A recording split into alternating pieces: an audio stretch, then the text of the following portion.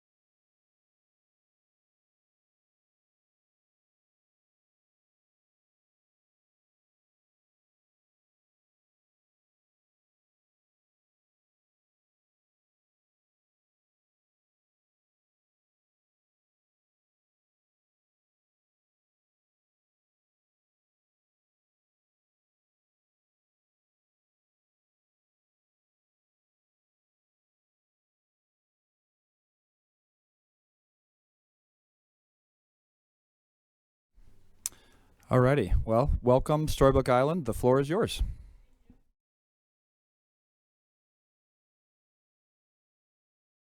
Storybook Island.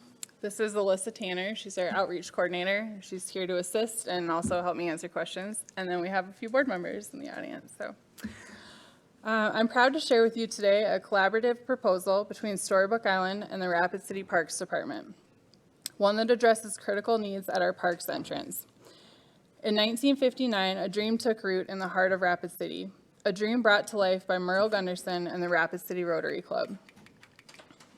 Inspired by a whimsical park that he visited in California, Mr. Gunderson envisioned a place where children could step into the pages of their favorite stories, meet beloved characters, and let their imaginations soar. Maybe.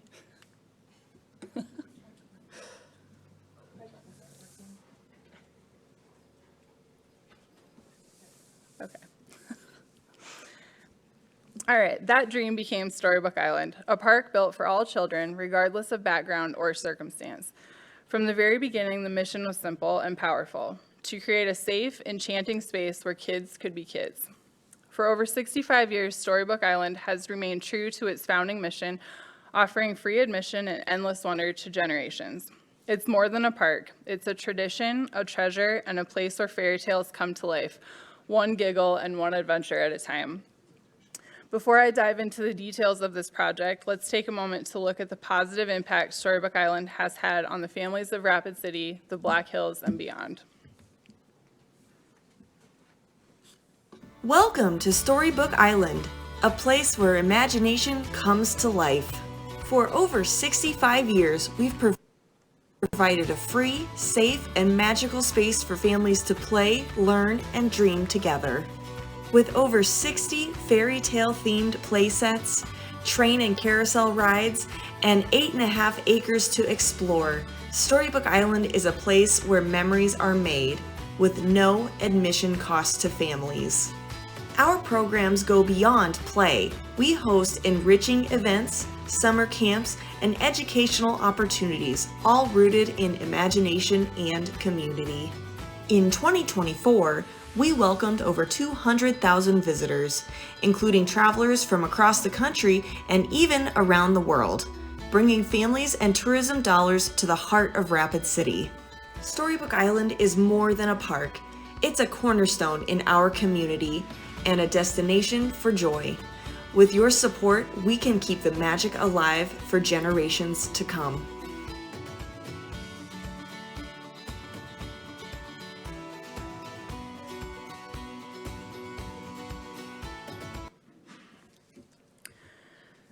We are proposing the construction of a new multi-purpose building at the entrance of Storybook Island, as well as a new exit to help with crowd control.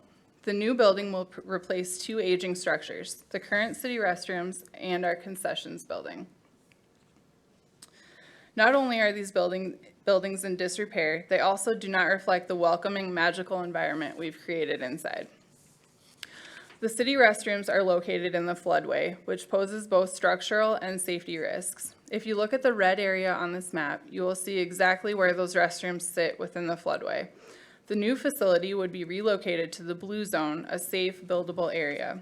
As the summer goes on, those restrooms lack cleanliness, become very hot, and many visitors skip using them to find a cleaner alternative. There's a few pictures. Our concessions building was built over 40 years ago and has seen better days. They converted an old picnic shelter into a building. It was not built to serve the needs of today, and with food service standards, it falls short. Night security is also a concern as it sits outside our locked gates. In addition to replacing the outdated restrooms and concessions building, this project includes the removal of the pond near our entrance.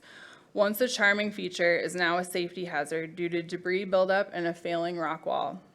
If a young child or a small animal fell in, they would struggle to get out. For a park focused on young children, this is a risk we can no longer afford to ignore. During our large events, we can see up to 5,000 visitors in just a few hours. When the front entrance was built many years ago, I don't think they envisioned the large crowds we have today. Our events are incredibly popular, but they also come with challenges, one of the biggest being restroom access. Right now, the city restrooms close at the end of September, which means families attending these fall and winter events must walk quite a distance through a dense crowd, across the packed bridge, and into the gift shop just to reach the nearest facility. For parents with little ones, it's very stressful, especially in those time-sensitive moments. The new building will include updated public restrooms that are accessible during park hours, which is Memorial Day through Labor Day, 9 a.m. to 7 p.m., and then 7 days a week. Importantly, we'll also make these restrooms available during our events, greatly improving convenience and reducing congestion. The new restrooms will be designed with families and accessibility in mind. Having the ability to bring the whole family in the restroom, stroller and all, is a feature many families will appreciate. The building will also feature a redesigned ticket booth with 2 lines to help move guests more efficiently during our events. And we would expand our concession stand with the goal of serving better food options and hopefully a coffee stand, which we know would be a welcome addition for many tired parents. We also want to emphasize the cost-saving benefits to the city. The Parks Department manages the restroom maintenance, cleaning, and closing of the restrooms in mid-September. With this new facility, Storybook Island would take over all routine maintenance, including cleaning and supplies, and major repairs would be shared between us and the city parks, resulting in long-term savings for the taxpayers. With the restrooms closing at 7 p.m., this will cut down on vandalism, which is a major expense to the city as well, costing them thousands each year per restroom. Today, all guests must enter and exit the park using the same narrow 6-foot wide bridge. This creates major congestion, particularly during large events, as this is a popular photo op location with parents trying to get that perfect family photo. As part of this project, we're proposing a dedicated exit that will ease that congestion. The new exit will feature automatic double doors to exit the gift shop, a big improvement over our current heavy doors, which can be challenging for parents with strollers or guests using wheelchairs. During the summer season, visitors will still be able to exit across the beloved bridge, but during our events, the exit will direct visitors down a newly constructed sidewalk that leads to the side of the new building. Last fall, during our Safe and Sweet event, an elderly guest fell near the bridge. Due to the crowding, we couldn't get her a wheelchair quickly, highlighting the need for better crowd control and emergency access. The redesigned entrance and exit system would allow us to move guests more efficiently and ensure emergency personnel could reach someone in need without delay.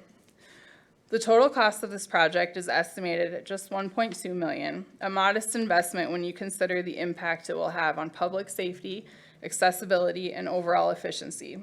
These improvements aren't just about appearances, though enhancing the entrance will create a welcoming first impression. More importantly, it sends a clear message that we care about this park, that we believe in its mission, and that we are investing in the children and the future of Rapid City. Storybook Island is supported by donations, income from our summer season, our rides, our gift shop, and our major fundraising events. While we are grateful for the generosity we receive, many of those donations are restricted to specific projects or memorials, and raising the funds for an infrastructure project of this size would be a daunting task, one that could take many years to accomplish on our own. So we can't do this alone. We need the support of the Vision Funds to bring this dream to life, because this project isn't just about buildings or sidewalks. It's about the families who gather here, the memories made, and the children who deserve a place where they can use their imagination. With your help, we can preserve the magic of Storybook Island, not just for today, but for every child who will pass through our gates. Thank you.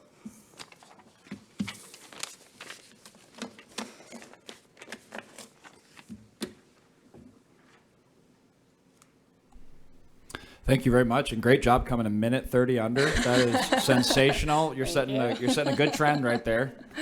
Well, perfect. Well, we'll now open it up for committee members to ask some questions. Chair recognizes Leslie. Have you looked at I know you said it would be a challenge to raise money outside of the Vision Fund, but have you looked at alternative sources such as sponsorships or major donors or Rotary clubs? We have looked at a few. The Rotary clubs do support the park. I don't know if they have the funds for a $1.2 million project. A lot of the donors who donate to the park, they are for specific sets that they would like to see. Not a lot of people like to donate to infrastructure and bathrooms.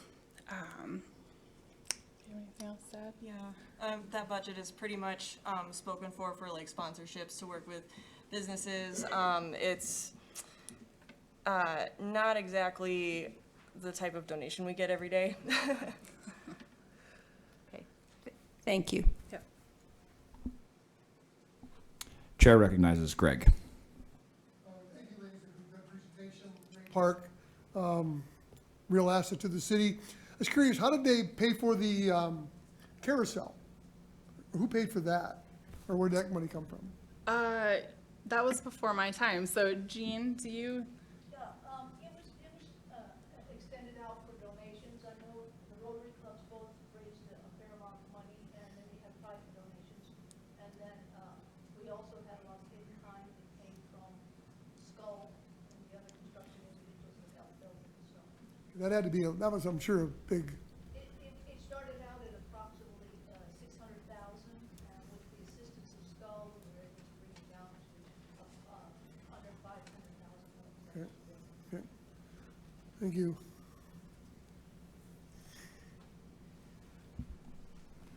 Chair recognizes Matt James. Yes, thank you. Does the new entry facility include concession? Yes. And if so, yeah, and I thought it did, but could you point out using an image where that would be? I had a hard time seeing Yeah. that or visualizing it. There we go. Okay. Go back to the first one. That's a inside view of the concession stand. Again, the building's kind of cut in half, but the back side of the left side, we would have our sinks and our prep area for the concession stand. So I was thinking those windows were for ticket walk-up windows, but it's also Yeah, we concession. would use them for both. For You know, both. during busy events, for ticket sales, we would use them for that. And then during the summer season, we could use it as a concessions. Okay, thank you.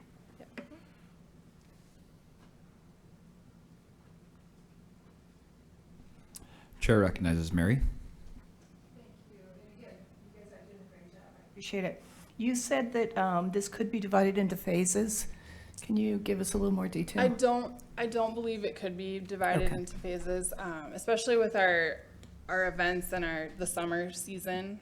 We would want to just kind of get it all done in one, Okay. in one season. Okay, thanks. Yeah.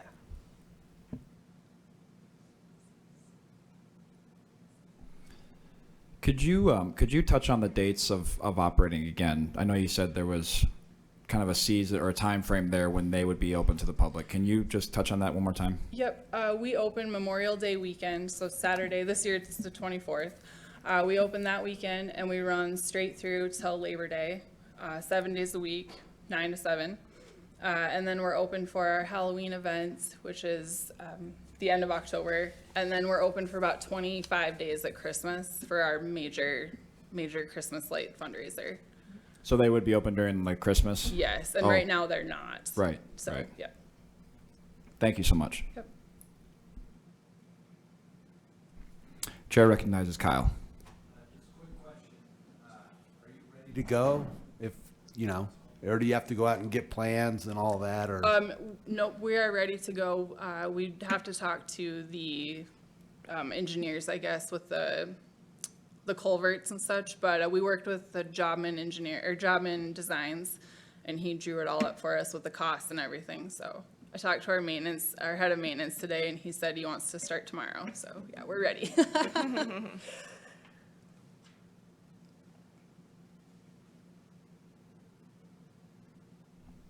Chair recognizes Greg. This be done in like 5 months if you close at Christmas and open it on Memorial Day? How would you, I believe so. You know, if we get everything ready to go and they break ground, it's not too complicated. So I believe we could. thank you.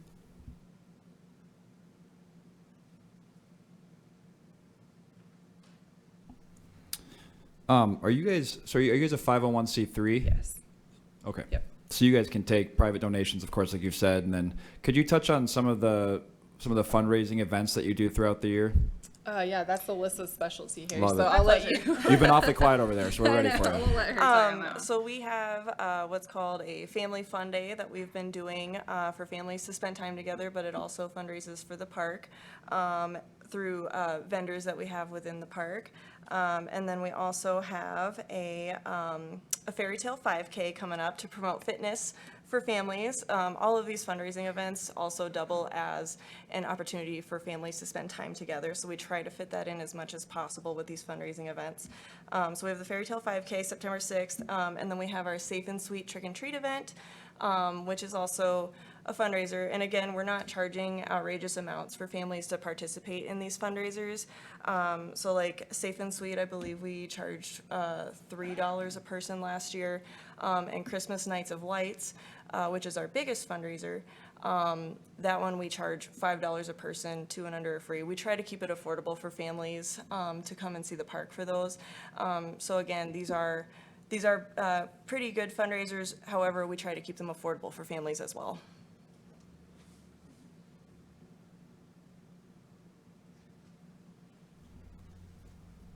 Any other further questions from the committee?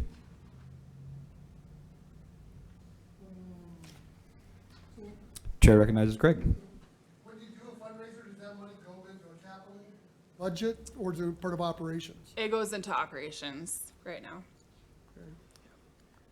I know there's some bricks there with names on them and stuff. Was there a capital campaign in the past for There, that? yeah, I believe that started in the early 90s.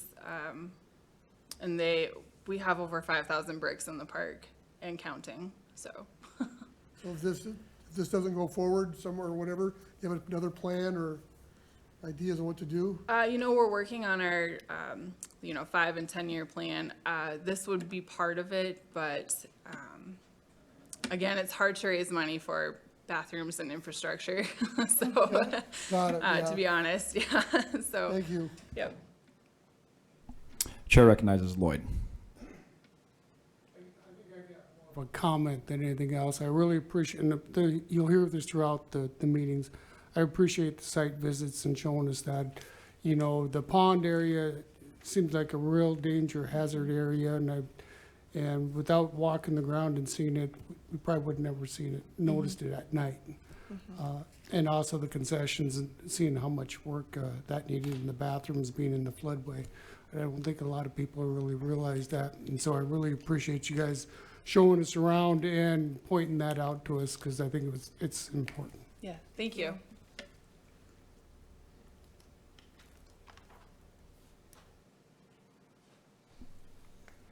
Anybody else? Well, thank you guys very much. I echo what Mr. LaCroix says. Storybook Island is such a wonderful place for families in Rapid City to come together, and I love that it's going to be open during Christmas time because your line is 6 miles long. Yeah. And so when you have a 3-year-old that needs to go to the bathroom, you know, and you don't want to do it by a tree, it'd be real helpful. It's a challenge, yeah, for sure. But great presentation, and thank you guys so much for coming and for your time and for the tour, and thanks again. Yeah, thank you. All right, we will recess with the next project up at 4:30. So thanks, everybody.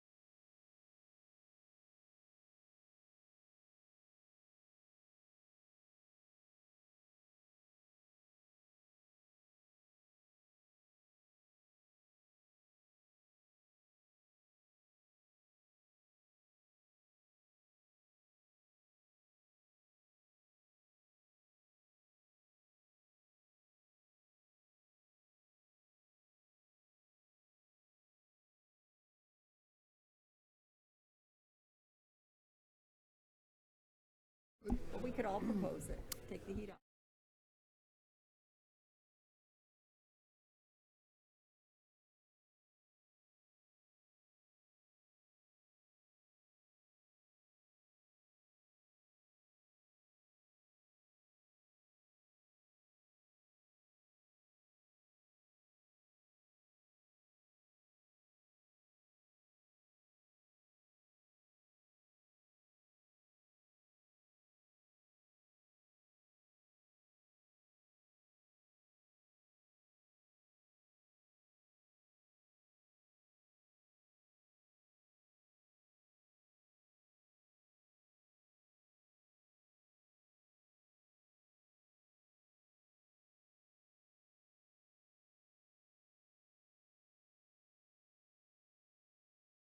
We're all gonna have different opinions. All right, welcome everybody. Can everybody hear me all right? So before we get started here, we're just going to go over just some quick general housekeeping. Thanks everybody for coming and showing your support. Thanks to the committee for being here. Pretty simple. We have 10 minutes for presentation time. Pretty hard set on the 10. And then a following 10 minutes of questions and answers from the committee themselves. So again, thanks to everybody for showing up and supporting. We will get going here in a couple of minutes. And yeah, thank you so much.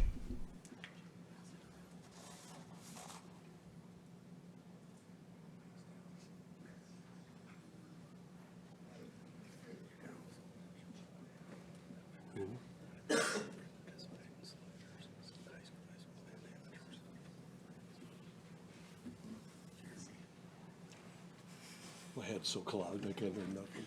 Make a mention that we participate in high school sliders and amateurs. Oh, yeah. Just this. It's all right there.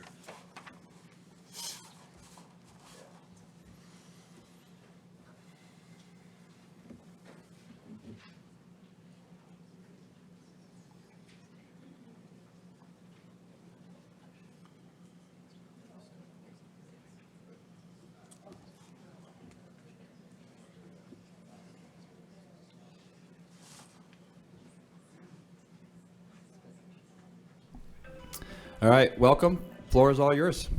All right. Good afternoon. My name's Jim Sullivan with McKeague Field. Bear with me a little bit. I've developed a nasty cold since I saw you all on Saturday morning. Next to me is Tyson Waddell, one of the Stevens baseball coaches, to help answer any questions when we're done. We covered quite a bit on Saturday morning, but just a little bit. As you can see in front of you, there are 12 different entities that use McKeague Field from March through the end of October, with a total number of players to be around 400. And those players range in age from 13 to 80, which includes all 5 high school teams, consisting of 14 teams within those high school teams. We also have Black Hills Amateur Baseball. They have 4 teams consisting of roughly 20 players a team of ages 20 to 50. We have the Rapid City Sliders organization. I believe they're up to U9 through U18. And several of the high school players also play for the Sliders. Several of them play amateur baseball also.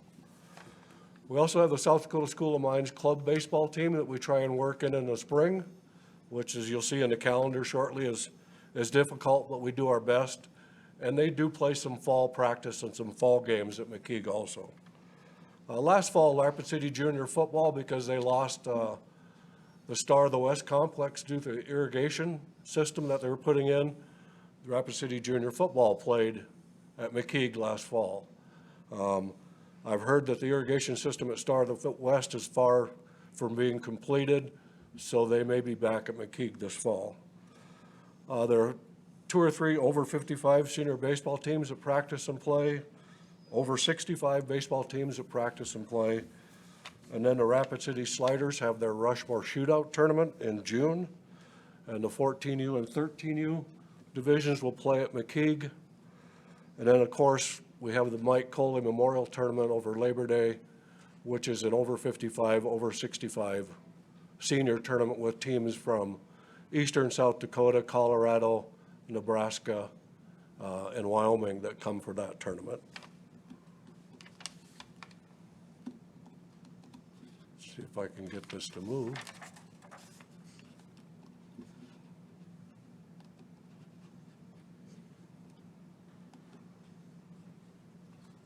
There we go. So as you can see by the schedule, this is March at McKeag Field. These are practices, and then we start games. They started this year on the 27th of March. Those practices include all 5 high school teams and the teams within those high school teams. So we do the best to get everybody some practice time at McKeag. And then we have the April game schedule.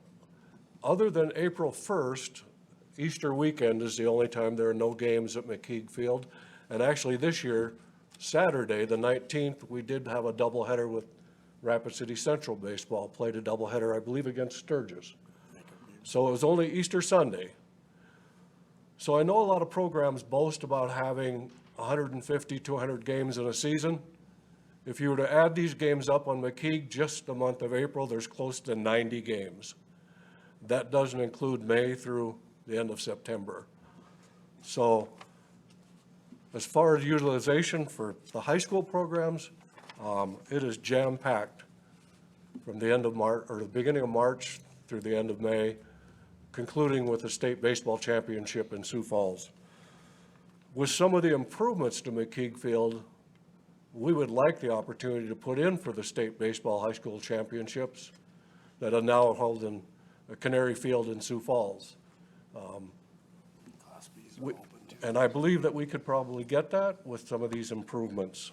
No guarantees, of course, but I've been told that we have no chance right now. We just can't compete with the facilities in Sioux Falls right now. The next that we are getting to the renovation part of it, this is our current backstop bleacher area. I know a lot of you saw this Saturday morning. I know I had a question about why do we need a new backstop. As you can see right now, it's an old chain link backstop. There are 14 fairly good-sized poles. As far as the spectators go, it blocks a lot of the view of the field. The dugouts also block a lot of left field and right field from the bleachers. So both of these pictures show you that backstop and how it looks from the bleacher area. And then the next slide will show you what we're actually looking at. One of those two right there, the top one is a 4-pole design, currently replacing 14 poles that we have now. And then the bottom one is a 2-pole design. And we wouldn't really need the back 2 poles that you see in the middle because we would attach the upper part of that netting to our current crow's nest. So that would save us some money on not having to put those poles in the ground. So that's the backstop area. I've included a picture of our dugouts, which are extremely old. Both dugouts have the walls cracking on the back like this one shows. First base and third base dugout are deteriorating, a lot of the wood's deteriorating. These dugouts, I'm assuming, I don't know for sure, they're probably 40 to 50 years old. They've been done and redone, the roofing's been redone, the inside has been some holes filled in with concrete. They're just extremely old, too small when you have anywhere from 15 to 18 baseball players in there. So our plan is to enlarge these dugouts, move them back off of the field, and then sink them into the ground so that the spectators can see the entire baseball field. LED lighting is our next item in our initial phase. We've been working with Musco on the LED lighting project. Changing to LED lighting would reduce the glare by 50% on the field. It would reduce our energy consumption by 50 to 85%. Would also reduce some of our labor changing light bulbs every year. Normally we'll spend upwards of $3,000 to $4,000 in just changing light bulbs and cleaning light fixtures that exist. And fixing the field afterwards. What's that? And fixing the field after the trucks drive on it. The light levels will be much better. The nice thing about the Musco lighting system, they have a 25-year parts and labor warranty with their system. So virtually would eliminate our $3,000 to $4,000 a year in lighting repair and light bulb replacement. Last but not least, our next phase is turfing the infield. And for all of you that saw the calendar for March and April at McKeague Field is really the only true spring baseball field in town. The turf infield, and we're not looking at an entire field turf, we're gonna leave the outfield grass. My last slide, and it's not a great picture, but this is Hladky Stadium in Gillette. Our varsity team just played there yesterday against the Gillette Rough Riders. Theirs is just a turf infield and a grass outfield. It's a lot less of the cost. We've got several numbers from several different turf companies, and ranging from 300 to 650. Naturally, we will want to work with the one of them has done a field. The one company out of Colorado did this field. We're also dealing with the company that did McKeague or Fitzgerald Stadium. So we have a lot of options out there, a lot of people that we're getting numbers for. So as you can see, I've brought a little bit of support with me today. Being a Stevens coach, I didn't make these guys show up, but they knew they should, unless they want to run polls. But I would like to recognize some of our seniors. We've got 6 seniors here. If they would stand up. 7 seniors here now. If they would stand up. 8 here. 8, sorry. 8 seniors, but 7 of the seniors are, and the blue jerseys are going on to play college baseball. We have 2 more that are also going to play college baseball that couldn't make it today. We have a senior in the front row, Max McDowell, who's going to the Air Force Academy. And Jacob in the middle is going to South School of Mines to be an engineer. So high school baseball has come a long way over the years, from really not sending a lot of people to play college baseball or on, but now it's kind of the norm for us. I'm sure Central will. Brandon Jones, a coach at Central's with us today. They only have a couple seniors? One senior. I'm sure he'll go on to college, but they've got several up-and-coming great baseball players. So I got some stuff on it. that's about all I've got. I'm sure I've run out of time. Is there any time left? Nope, that was time. But we do have, I'm sure there's lots of questions here. Thank you so much for the presentation, and thanks to all the players for showing up. It is great to see all you here, and congrats to you seniors that are going to the next level. That is such an accomplishment. And obviously being involved in baseball myself in Rapid City, and having 3 young boys, this is very powerful and cool to see. So I'm glad you're all here, and I'm glad you're all succeeding. And the Air Force guy, way to set the bar a little too high, but good job. But we'll go to questions, with the first one being from Leslie. Yes, congratulations to all of you, especially the seniors. Once a cobbler, always a cobbler. That's where I went. I know this is phase 1, but you have delineated the scope of the work with the different costs for the different elements. Could you phase 1? And if you could, what would your priority be of these items? I think the priorities would be in phase 1, because in order to put, I think we would probably put the LED lighting at the back burner. Okay. Because in order to move the dugouts, reconstruct the backstop, that would all affect the turf infield. So it would be best to do those 3 together. Okay. I was also a cobbler, even though I coached Stevens. I kind of remember your name. Even though I coached Stevens. Leslie, one of the things too with the turf not having a turf field anymore, with so many stadiums having it, it prevents us from the option of hosting too. Like Class B's this year moved to Bob Sheldon, even though it's only a turf infield. They won't take a chance on a non-turf field because of the weather conditions. Sure. Last night when we were in Gillette, we actually played 6 innings with it raining, and you don't have any delays. The field's ready immediately afterwards. So when you have events and, like evaluations or tournaments that want to come in, they won't come here because they don't have access to a turf complex. Understand. Thank you.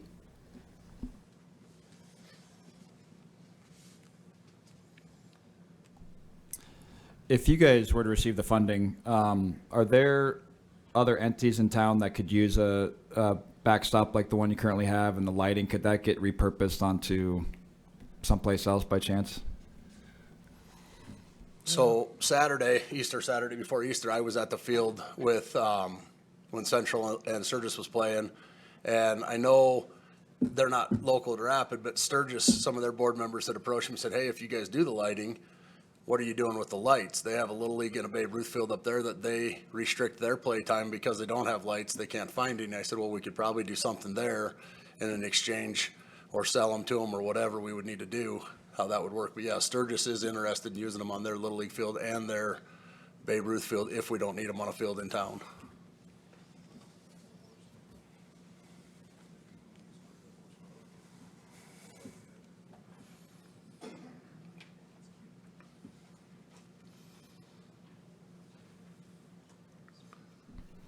Chair recognizes Greg. Does the high schools pay to play there? Does anybody pay fees to help the operating costs Yeah. of the field? Since the very beginning of high school started to play at McKeag, they've paid a field rent. They originally paid it to Black Hills Amateur Baseball. Then when Rapid City High School Baseball took over the lease, now they pay a field rent. All 5 high schools pay a field rent. It's roughly $3,500 per team. That covers the entire, not just their season, but that covers from March to the end of October when we shut McKeag down. All the mowing, and we buy baseball equipment. We'll buy equipment for McKeag Field, and not just for one team. But like this year, we bought a pitching machine. It was about a $3,000 investment. Now, all 5 high schools utilize that machine at McKeag. It's not just for one high school. So that money goes into what they pay, goes into the field rent, goes into the maintenance, equipment, everything that it takes to run that field throughout the entire year. Black Hills Amateur Baseball also plays a small fee, and that's for the same thing. Maintenance, I am the guy. I am the maintenance guy.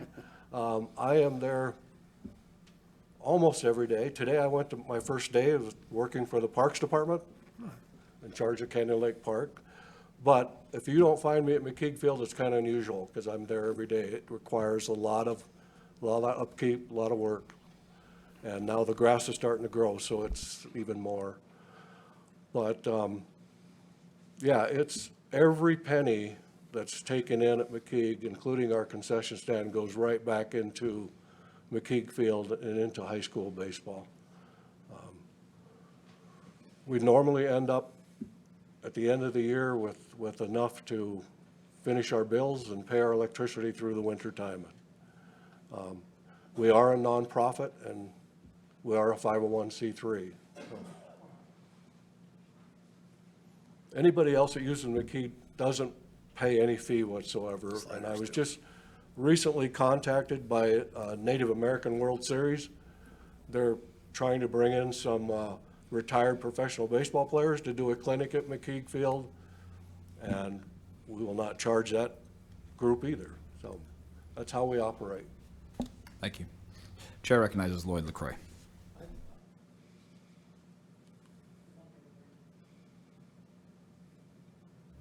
There we go.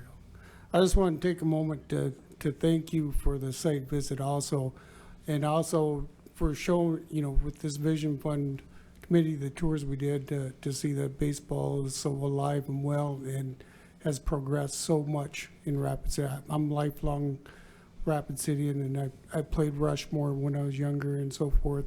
And I like to see the opportunity that you guys are providing for people instead of just post 22. There's a lot more, and it really opened my eyes to the work that you guys are doing.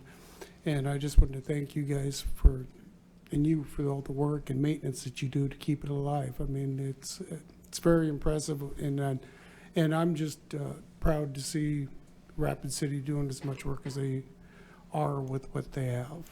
Yeah, thank you. That's truly the greatest thing about what's happening in baseball in Rapid City now, is giving these young men an opportunity, whether it's high school ball, Legion ball, travel ball, whatever it is. When I was in high school at Central, we didn't have high school baseball. I would have loved to play for my high school. So it truly is a great time for baseball in Rapid City. Thank you.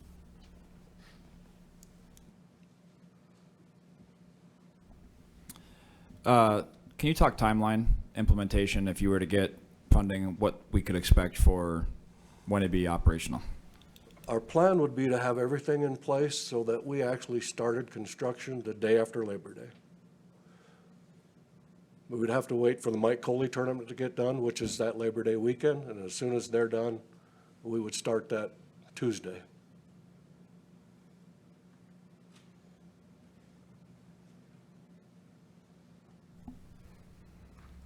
Chair recognizes Matt James. Sanctioned sport, you're a club sport. If you were to become a high school activities association sanctioned sport, would that change your financial support from the school district any? You know, we're not exactly sure. We know that some of the expenses for the individual teams, of course, would be taken care of as far as transportation. The High School Activities Association would do the scheduling rather than high school baseball. I know that we would, I know that Stevens has already talked about forming a booster club for baseball to help with some of the high school expenses. But the way I understand it is a lot of those things are being worked out right now. And sanctioning is in the future. We're not exactly sure when or how it's going to work. But high school baseball is a pretty well-oiled machine. It should be an easy adjustment for the high schools. But what we've heard right now is transportation. I would assume uniforms, things like that, just like they do for football, basketball. But we haven't received all those answers yet. Not 100% sure on the baseball side. With high school softball, when they sanctioned, what they've done with, and I've worked with Central and is the primary one we've worked with, but they actually pay for a small usage for 2 months preseason where they use an indoor facility. They just rent 2 days a week and they come in. Currently right now, St. Thomas More, Rapid City Christian and Stevens utilize that as well. We just have, it's as plain as it gets. It's a warehouse, got some turf down. They pay a small fee. They get 75 minutes twice a week that they're in there. And then if they can't get on Parkview or wherever they go, they just sit till next week. So, but I do know that the high schools do help them with the facility as far as like the little bit of the fee for the facility. And just, I know we're running out of time, but just quickly to help answer that question, as far as McKeag Field goes, probably wouldn't change at all because there's no place else to play. Well, thank you guys. That is all the time we have. Again, good luck to both you teams this season. Thank you guys for showing up and supporting this project. It is great to see. It's great to see our youth get involved. So again, go get them this year. And thanks again, everybody, for coming. Thank you, guys. We will take a short recess and start the next project at 5 o'clock.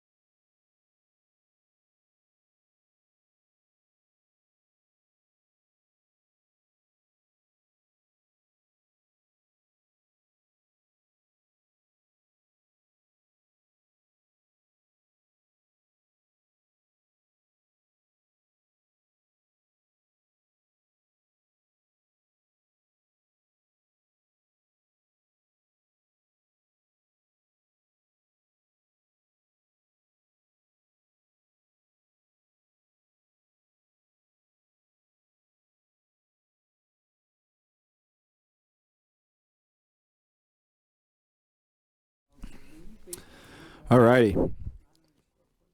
So committee, real quick. Fire department has the next 4 presentations. They don't expect all of them to run the full 20-minute run. So we'll just kind of go with a rolling schedule for the next 4 presentations as we wrap up one, unless somebody tells me, hey, if we can get a couple minutes here. But other than that, if not, we might just try to roll through these 4 and just keep things going, if that's agreeable with everybody. There's a timer up top, sir. You can probably see it, and that just kind of keeps you on the 10-minute time frame. And but if nothing else, the floor is yours, sir. Sounds great. Thank you very much. Thank you for allowing us to present today. I didn't bring my cohort in crime, Dexter, with me this time. I should have, and I don't have my people back here. Also to state that our staff wanted to be here today, but as everybody should know or has heard, we're doing a prescribed burn, so they've been all out doing that all day, and they all smell like Brian over there, and it would have overwhelmed this room. So thanks again for allowing us to present. I promise I won't take an hour and 20 minutes of your time. This should go fairly quickly with these 4 presentations. So within the comprehensive plan, it states that we rely on the city's police and fire departments to keep us safe and protect our property from harm. Careful planning is needed that has a goal of keeping our community safe and meeting the needs of future growth. The Rapid City Fire Department's mission statement is 3 simple words: prepare, prevent, protect, which directly lines up with the comprehensive plan. So we primarily focus all of our efforts on public education, fire prevention, initiatives, preparedness, and overall community risk reduction. If these efforts fail, then we are ready and prepared and trained to respond to a wide variety of calls for service. You often hear me state that we do way more than fire. Yep, our name is Rapid City Fire Department, but we do so much more than just fire. We have fire suppression resources, advanced life support ambulance resources and transport, technical rescue teams, with all of those technical rescue teams, a hazardous materials team, aircraft rescue and firefighting response, and many other services that include our community healthcare workers and mobile medic. All of these services are dispatched from 8 strategically placed locations throughout the city. The RCFD looks to ensure services provided that not only keeps the city a safe, healthy, vibrant community, but one that has an efficient transportation system and one that prevents catastrophic events from harming our economic stability. In 2024, the Rapid City Fire Department did 22,119 calls for service. So far in 2025, our call volume is up 8.1%. So at the current rate, we will approach just shy of 24,000 calls for service in 2025. Doing that, like I said, out of 8 stations with 174 staff. To put this into perspective, other locations that provide EMS as well as fire with populations that are mirroring us, between 65 and 90,000 people, they do approximately 9,000 to 13,000 calls for service per year. So, and they do that with often the same number of staff and stations we have, but quite frequently they do that with more. Our staff are some of the best and the brightest. We have certified instructors in all the disciplines we provide. We have national speakers and instructors on not only fire service related topics, but on leadership topics as well. We have subject matter experts that other departments access in order to understand best practices. The number one example of this is our mobile medics and our community healthcare worker program. They've gained national attention with their success at dealing with a very complex issue that is within Rapid City. So as you can see, we're a very lean department that provides a great value to our community. But it's not all puppies and flowers. The department struggles with keeping up with growth within Rapid City. Income to the city is not keeping up at the same pace or is lagging behind the growth. Finding ways to finance the growth going forward will be very important for all the city departments, which brings me to our first request, which is $3 million for our maintenance facility. The Rapid City Fire Department owns and operates many pieces of equipment, from a chainsaw to $1.5 million ladder truck, which we will receive later this year. We have 2 full-time mechanics that service and repair all these equipment. Currently, the staff operate out of a 5,000 square foot leased building, but it's just not adequate for the type and the work that they do. We're proposing to build a new 9,000 to 10,000 square foot maintenance facility on our training site located at 2420 Creek Drive. The increased square footage and height of this new facility will allow our mechanics to work on the ladder truck inside the structure. The proposed space will have a shared office space, a break room with decon, showers, and storage space for inventory, tools, and of course, bulk fluids, which we go through a ton of DEF. Our maintenance staff have always had to work on parts of our fleet, such as the ladder truck, outside in the elements, since we do not have a facility and never have had a facility large enough to pull it inside. This means our mechanics are working on the large apparatus outside regardless of the weather conditions. So they're doing this in sub-zero to 100 degrees. And actually this past winter, we had to delay some of our maintenance to one of our ladder trucks because it was too cold. We had to wait for warmer weather for them to be able to work on that. The working conditions put our staff in a position that may be detrimental to their health and can delay the repair of a vital emergency response equipment. The new facility will be large enough to unbed the ladder truck and allow the staff to do proper maintenance on the ladder and on our large engines and our pumpers. This will make our maintenance safer and more efficient. Maintenance has become a huge piece for us. To purchase a new apparatus, it takes anywhere from 3 to 4 years. Used to be 18 months from the time we ordered. Now we're talking 3 to 4 years before we get a new truck. So we need to maintain those pieces of apparatus longer and keep them in better shape for a greater amount of time. So in conclusion, a maintenance facility plays an integral part in meeting the long-term goals of the City of Rapid City's comprehensive plan, particularly in areas such as infrastructure maintenance, sustainability, public safety, economic growth, and quality of life.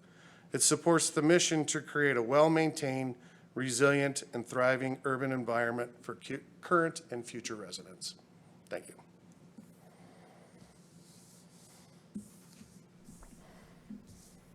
All right, thank you very much. We will open up the floor to questions to the committee.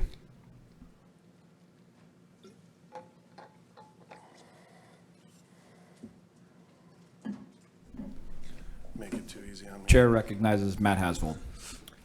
Yes, you said there was 8.1% increase in calls for this year.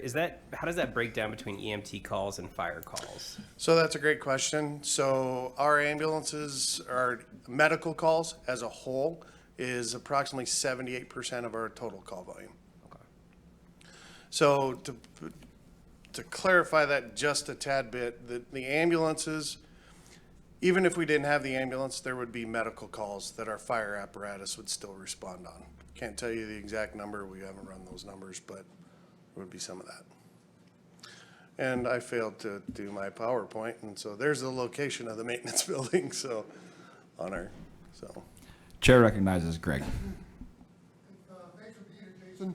Say, we toured the city's street maintenance facility as well. Is there a reason the city has separate facilities for each? I know the apparatus versus big trucks, but is there, so could you comment on that? Is there a shareable? Yep, I can comment on that just a little bit. Up until this point, no, there has not been any of those conversations. Fire finance officer and I just recently, Monday, had a quick conversation. We've been trying to catch up to start having that conversation. I'm not opposed to that whatsoever, and I think it can happen. It just determines on how big that is. And there are concerns, because our apparatus are specialized, so there are some things that we have to consider before we go down that path, to include being able to unbed that ladder truck and have enough room, because it ends up taking up a ton of space that is not going to be utilized by another department that has one of their large vehicles in there. So there is quite a bit of demand, like we pointed out, 9 to 10,000 square feet just for us alone. So not very far into that with Daniel and I discussing that, so potentially. And you both need those hoists that lift really large. Yep, large hoist lift and high ceilings are key. For both. Yep. Oh, okay, thank you. Chair recognizes Lloyd.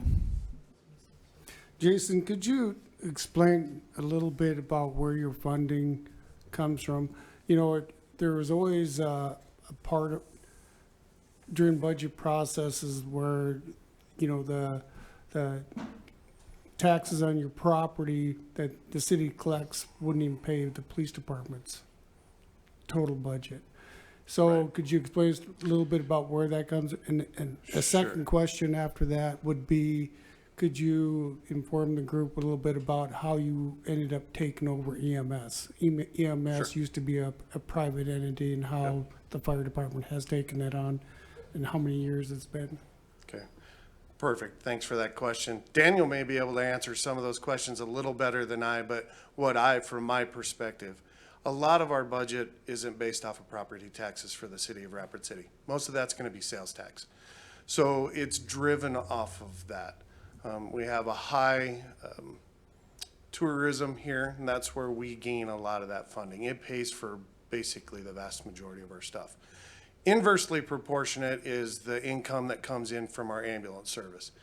It's an enterprise fund which isn't tax-based at all, so it stands upon its own through its users' fees. But that's only 20%, 23% of the overall budget dollars amount for the city, but it does more calls. So the fire department side of that's bigger apparatus, there's a lot to be done there. It's more dangerous, all of that, those pieces. So I don't know if Daniel had any more to say about that. Yeah, Chair recognizes Daniel with Finance. Thank you very much, Mr. Chair. I believe the original comment about the property taxes paying for the police department, that usually is just in proportion. So the idea behind that is if you look at all the property tax revenue that the city gets, that roughly equates to the annual operating costs of the police department.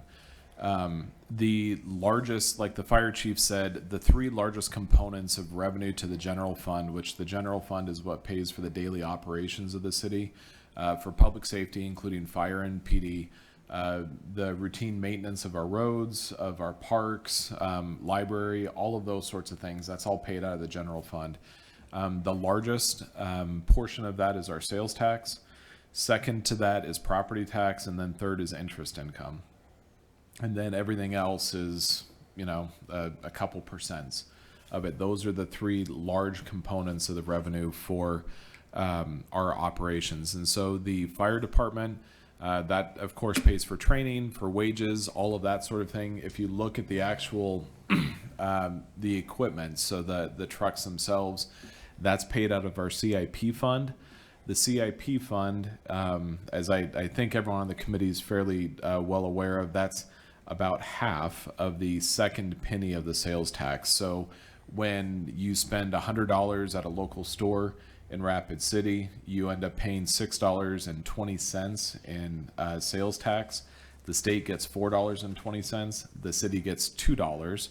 $1 goes to the general fund, and then 58 cents goes to the CIP fund, and 42 cents. Why I shouldn't do math on the spot. 42 cents goes to the Vision Fund. The fire department gets 8% of the CIP fund that's used to pay for their equipment. And so they have a replacement schedule. Unfortunately, every time we're purchasing a new piece of equipment, the costs, especially the last 5 years, the cost of replacing that equipment has far exceeded our growth in sales tax, which is the same for every family, every business across the nation. So that's put a strain in it. As far as new buildings for the fire department, traditionally those have been paid for out of the CIP fund as well. The city is trying to change some of that as much as possible to use TIF districts when possible to build some of that infrastructure.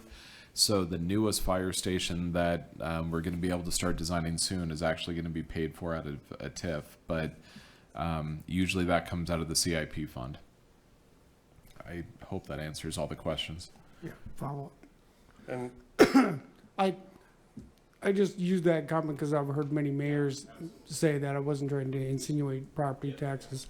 But I would like a little bit of clarification on, for the committee, about how you took on, how the fire department did take on EMS, because it was a private entity at one time. And as you see, many of our communities and counties around us are struggling to be able to provide that. And I think you guys are doing a really good job. thank you. I appreciate that last sentiment for sure. I think we are too. I'm pretty proud of our department. But going back in history, this goes back to 2003 and even a little bit before that. We had a private ambulance service in town. There's only been a total of 4 ambulance services throughout the time frame. And we're number 4. And we've been the longest running one. So go back to 2003, and American Medical Response was the ambulance provider here at that time. They came to the city and said that they need a subsidy, or because they aren't making enough profit here, otherwise they're going to leave. So that left us, the Rapid City Fire Department, to try to come up with a plan. And luckily enough, some previous chiefs and some division chiefs back in the day had put together a plan and were ready because they could see this coming. So they decided they were going to leave town March 1st, 2003. So we had to be ready to take that over, which we did. Got a loan from the city to buy 3 ambulances, and we started operation. We paid back that loan years and years ago, and we've been doing well since and profitable. I go back to my conversation real quick about the 24,000 calls. That's primarily why you're not going to see another private ambulance come in here. 24,000 calls is high. If you've watched some of the council meetings and heard me talk about our write-offs, we have a large number of people who don't pay. We have a very robust collection program, but there's only so much you can get. So that's why you're not going to see that. There's just too much. There's a lot of calls for not a lot of revenue coming back. So hope that answered your question.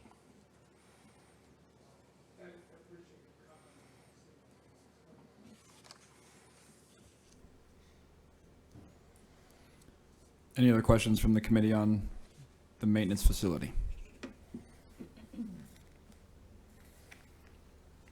Okay, well, thank you for that. We'll just take a little 2-minute break here and let you get set up for the next one, and we'll roll right into it.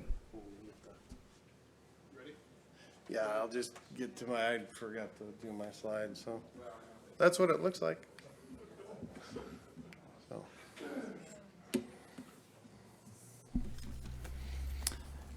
All right, well, we'll just roll into cold storage then. Sounds great. Thank you again for listening to me. Obviously, I forgot to do my slides. I'll try to remember to move through some of those slides. I don't have really cool pictures this time, but I got a few to talk about. So, Rapid City Fire Department, the Rapid City Police Department are requesting funding to build a cold storage building. Excuse me, sorry. The Rapid City Fire Department maintains several pieces of equipment as reserved to be used when primary response vehicles and equipment are out of service. We also have vehicles that are only used during severe weather events or extreme emergencies, and those need to be stored indoors. Currently, the apparatus and large equipment are stored outside, subjecting these critical pieces of equipment to all the elements. The Rapid City Police Department also has a need for secure indoor storage of evidence and equipment. This 20,000 square foot facility will be located on our training grounds at 2420 Creek Drive also, which it would be located on that position right there. Its building is proposed to be a pre-engineered structure. The fire department has leased cold storage space in the past. However, after 2020, the facilities to lease have decreased dramatically and we no longer have a place to store apparatus and equipment indoors. This dramatically decreases the lifespan of these very expensive apparatus and equipment. We actually have, and I know some of you came out and visited, and I showed off our training site, but we actually have some of our firefighters, including this gentleman right over here, that has graciously opened up one of his, he's got a large building just on the edge of town that we store one of our, or several of our pieces of apparatus in his building. So we have a need. We need to find a place for him and for us. So cold storage building helps streamline operations by providing an organized space for materials that can be stored at lower temperatures out of the elements, which helps reduce waste and preserve the integrity of sensitive materials and evidence. By creating a designated, optimized facility for these needs, the fire department and police department can improve operational efficiency and ensure that critical supplies and evidence are available and in good condition or preserved for when they are needed. In the event of a major disaster or extended emergency situation, such as a large fire or a flood, pandemic, etc., having a cold storage facility allows the department to store necessary supplies that might be needed for disaster response and recovery, such as perishable medical supplies for food for emergency personnel. This contributes to the department's ability to respond quickly and maintain operations during prolonged emergencies. Our equipment is key to the RCFD and the RCPD meeting the mission, vision, and values that have been set forth.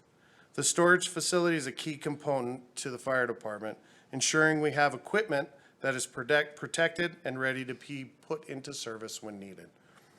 For the PD, it is ensuring that not only their evidence is stored, but they have their equipment that is protected and it's secured and protected.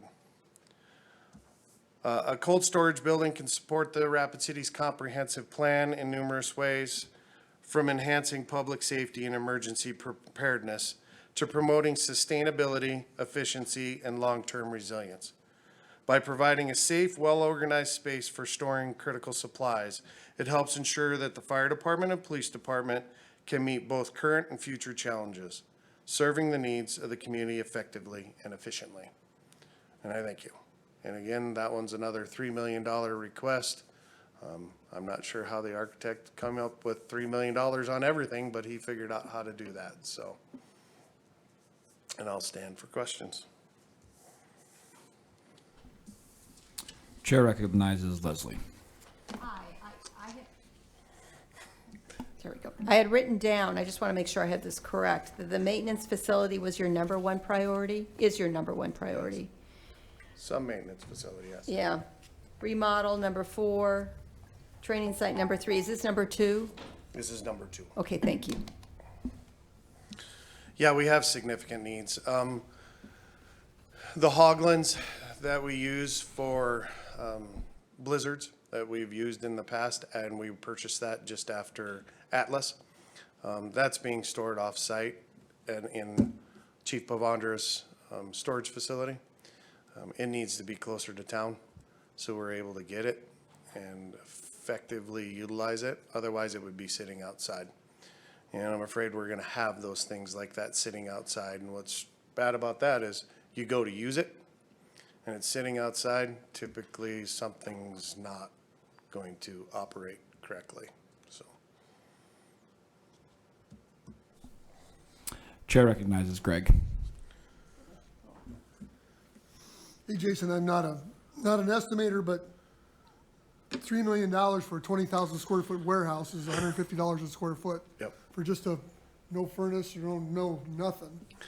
But then also then, how much does the city spend, do you think, on outside places like your teammates? yeah, building? I mean, I think the one facility we had, which was 2,500 square feet, was about $2,500 a month. So we were spending $25,000 a year or better, just in that, in a small storage facility. And that didn't allow us to put some of those bigger pieces of equipment in. Some of you toured our maintenance facility. We have some of our apparatus outside now. which isn't optimal, but it can be done. We have to be more mindful of what we have on those trucks, and it takes longer to get them up and running and ready to go, because we'll have to keep the hose out of there so it doesn't deteriorate, because it deteriorates in the sun and et cetera.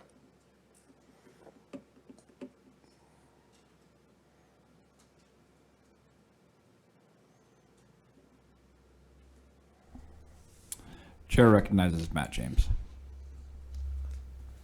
So I'm curious how you arrived at the square footage needed for this facility. I probably could ask the same of the maintenance facility as well. I guess your work with the engineer, there would have been suggestions, your inventory, but that goes for the police department as well, their needs. So worked with our architect, which I have the plan here, and that was one of the things we did was programming. Asking what we have and what we need, or not what we need, what we have currently. So he takes that, what we have that we would be putting into storage, throws it into the programming piece, and it comes out with that number. What we need today is less than the 10,000 square feet, but we also know we're gonna have growth. We have a brand new station that we've been talking about we're gonna build. Well, that's another piece of apparatus. And there's 2 other stations that need to be built today. Going back in time, looking at having our consultants come out, and the city's paid for those consultants to determine where these stations go and when they should go. We're at the point we need 3 stations today. So that means more apparatus, more things to store, more equipment that we need to have in place, so.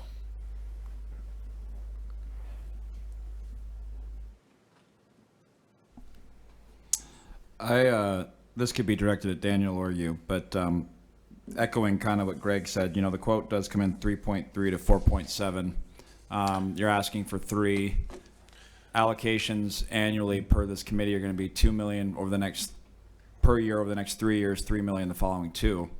If this doesn't get allocated till 2029, and we've already kind of seen what the difference in pricing has been from 2020 to now, you know, I guess is there a plan if this 4.7 all of a sudden turns into 6.2, and you know what I mean, and how that, and but I wouldn't be doing it very well if I didn't ask. So Daniel, I recognize Daniel.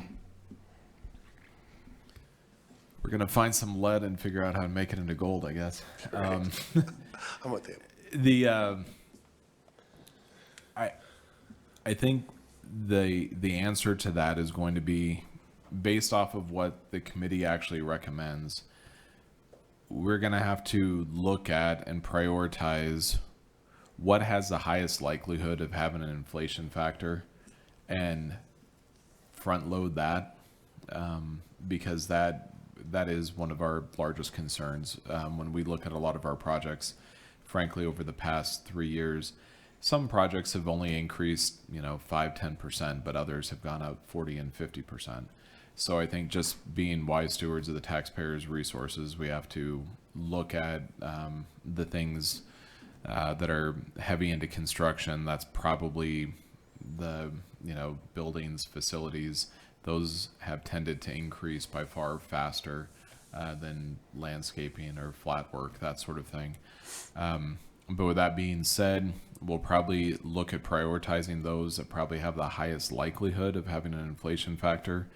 And then, I don't know if I should say this yet, but what my proposal to the council will be is that we use other internal funds to borrow against so that we get the projects done early, so that hopefully the impact of inflation is as low as possible.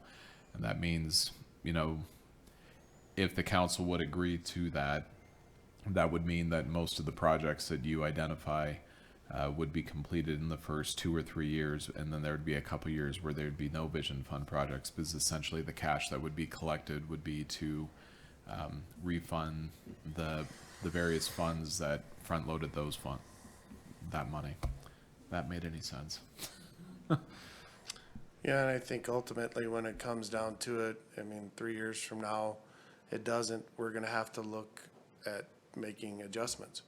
The PD looked at it with the number of vehicles that they wanted to store inside that were evidence vehicles. maybe they don't have to have that, and we can decrease that size at some point. But ultimately, it comes down to the dollars. We don't have the dollars to build that at that time. We're gonna have to make an adjustment.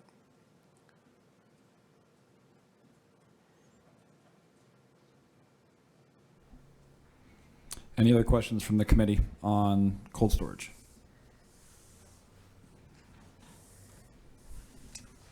Alrighty.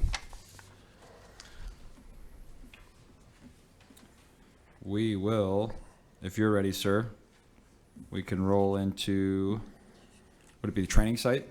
Yep. Yes, sir. Floor is yours, sir. Thank you. Again, thank you for listening. So going back now with Daniel and I talking about the maintenance facility, I mean, yeah, it's still our priority. That's our number one priority, but it may have adjusted some of our numbering. Obviously, cold storage may come forward pretty quickly if we're going to be able to move in with a larger facility. But also, when we're talking about priorities, there's different levels of priority. It's like this loop road. I still think the maintenance in the cold storage building are very much high priority for us, but so is this loop road. It's a key piece. So what we're requesting is, again, $3 million because it's road, to our training site for a loop road. In 2024, we completed the construction of our new training site out there.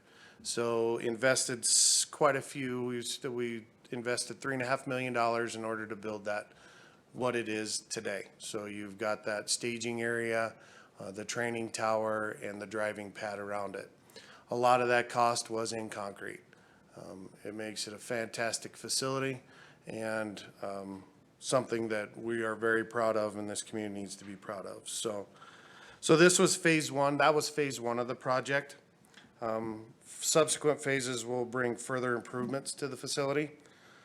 We are requesting to complete the next phase of the project, which is the loop road. That will service the rest of the training site and all the rest of the props.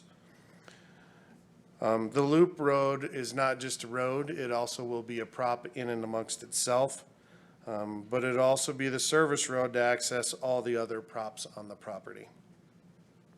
The road is critical to the further completion of the training site.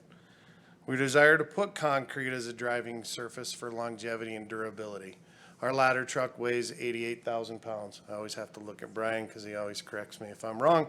So it weighs 88,000 pounds, has 6 tires on it, and they tear up asphalt terrible. As I explained when you guys came out and did the tour, at Station 1, we had asphalt in the back parking lot. And when we'd have to move everything out to the west to respond out the west side of the building, it tore up that asphalt so easily. Especially during hot times of the year, it would just pull that right out. So that's why we really are looking at it to be concrete. So the amount of traffic and maneuvers being done on the road increases the wear and tear over a normal traffic surface. If it was simply just driving, I would suggest we did pavement, but it's not. Way more than that. Training of our firefighters and EMS providers is critical in ensuring that they're able to perform their duties effectively, safely, and with the necessary skill required. A proper facility is a critical component to training our crews. This facility ensures the RCFD has staff that are ready for the emergency when it happens and that they are physically and mentally prepared. So the first time when they go on an emergency, that's not the first time they've experienced something like that. So in the comprehensive plan, public safety is in the forefront, and enhancing public safety and emergency services is critical. Upgrading the department's ability to train ensures that firefighters and EMS providers are better equipped to handle emergencies, improving overall community safety. High-quality training facilities enable fire and EMS personnel to train in realistic scenarios, which can lead to faster and more effective emergency responses. A well-equipped fire department can also contribute to economic stability and growth by improving the training infrastructure. Rapid City can better serve its residents and businesses, attracting more investment and ensuring the community is safer for its population and visitors. So in summary, improving the fire department's training site aligns with the Rapid City's comprehensive plans, focus on enhancing public safety, community well-being, sustainability, economic development, and innovation. These improvements ensure the city is prepared for the challenges of the future while also providing better services to its residents. We do a ton of training, and we need to. If you watch our social media pages, we just did a high-angle exercise where they had a simulated car off the cliff, and our folks had to rappel down to extricate a patient. We do real live scenarios when we do that. So there is now they're not alive, but it's a dummy that's in there that they have to physically extricate. We don't cut corners. We train like we're going to respond. So there is nothing that we do different. So if they're supposed to be in a scenario that's on air, they will be on air while they're doing that scenario. All safety procedures will be followed, just like if they were on an emergency scene. So training's hugely important to our department, not just to the fire department, half of that. We have an EMS agency also, and they're the same employees. So our employees are cross-trained. So they are taught how to be firefighters, but they're also taught how to be EMS providers. Most of them are going to be a paramedic or an advanced EMT. They're at a minimum, they're an emergency medical technician. Well, we made the commitment 2 years ago that everybody was going to be an advanced provider. So they will all have advanced skills. So highly trained, and that takes time, effort, and training to make sure we keep those skills up in order to provide the best service to the community. So that, I forgot my stuff. There's my obligatory dog picture. That's the pink is the loop road that you'll see. So it goes from one end to the other, all the way around the site. And then it will feed all of the other pieces. Every square inch of that has some type of prop on it that is planned. So there are different phases that we're looking at, and some props we'll be able to do sooner rather than later. So I have to throw the dog in all the time, right?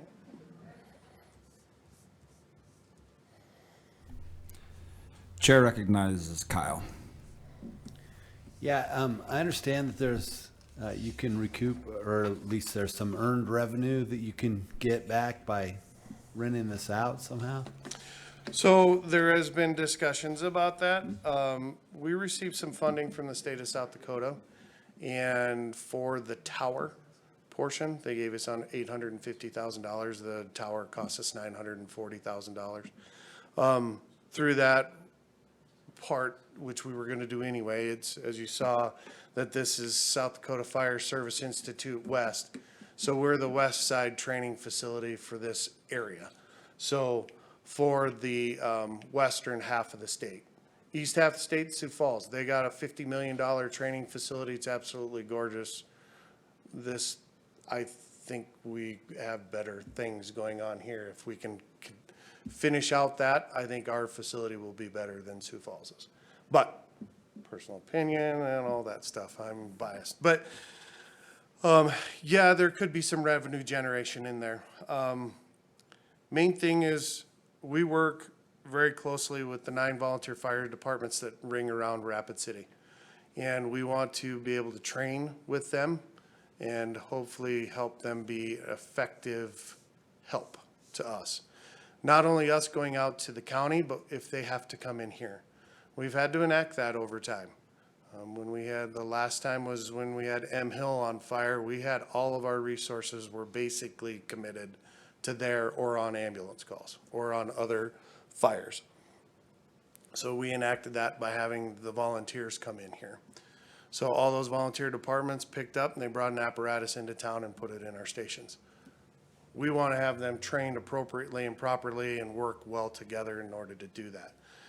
But even going further, our training section chief, Hunter Harlan, he's got huge plans of being able to open this up. If anyone's ever heard of TEACS down in Texas, it's through the University of Texas A&M, where they do firefighter training there. It is world known, and the people pay big dollars to come there. That's his big plan. So yes, there is some opportunities to have that happen, but you have to have the things in order to do that. Right now, we probably will start charging a little bit, but it'll cover the cost for the maintenance and then our staff that are helping train those individuals going forward, so.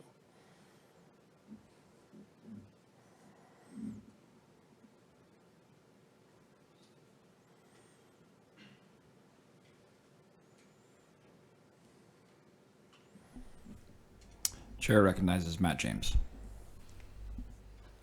So a question about this loop road, you mentioned that asphalt's not gonna cut it. So with that said, the concrete, is this just a typical street grade concrete and reinforcement, or would it require something specialized? No,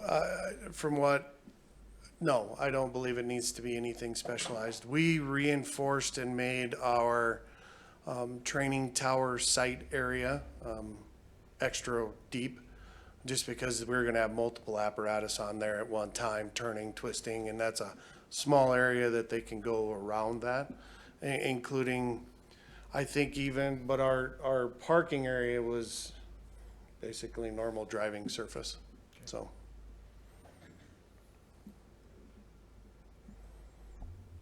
And we got innovative with that, because we did get $1.5 million from the city, from COVID funds for that.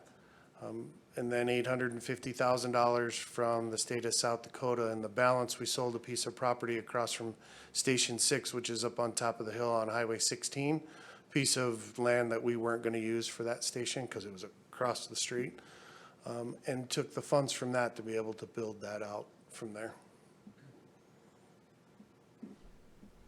Chair recognizes Mary. Jason, if you were to receive funding for the road, how long would you anticipate it to be before you'd be able to finish that training facility? So you could, you know. Everything's funding, of course. I'd like to, hey, Daniel, let's do a big bond and just get it all done at one time. That's a great question. I'm not sure I can answer without just basically throwing a dart at a dartboard. Because of the funding piece of that. There's about, trying to remember the total for the rest of the props, $8 to $10 million worth of props left to be built on there, minus the loop road. So it could be a while. Some of that can be, since we're a regional center, that we can start going after some grant funding also. That was a big key piece to a lot of this, so we can get some of that grant funded. There's just big parts that we can't. Some of them will go pretty quick. Once that loop road's in, the rubble pile, which would be like a collapsed building, we've got a lot of that. And we have some folks that are willing to donate some cast-off stuff that they're willing to put out on that site. So some of it could be really quick, some of it just might take a while. Great, thank you.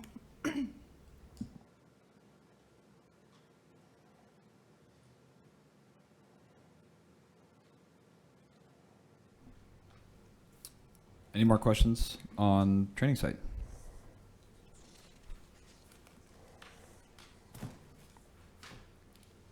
Alrighty.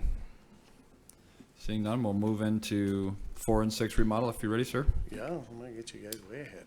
You're doing great. All right, so remodel of Station 4 and 6. I'll just go through this. Let's go back here. All right, so the Rapid City Fire Department's proposing to remodel for Station 4, located at 700 East Fairmont Boulevard, which is in the south part of town, straight east of the hospital. And Station 6, located at 1930 Promise Road, which is at the top of Highway 16. We operate out of 8 stations strategically located throughout the city with 24/7 emergency response out of 6 of those. So they'll have a fire, an ambulance, fire apparatus, a wildland apparatus, operating out of those. So Station 4 is located at 700 East Fairmont Boulevard, southeast Rapid City. It's the second busiest station in our department.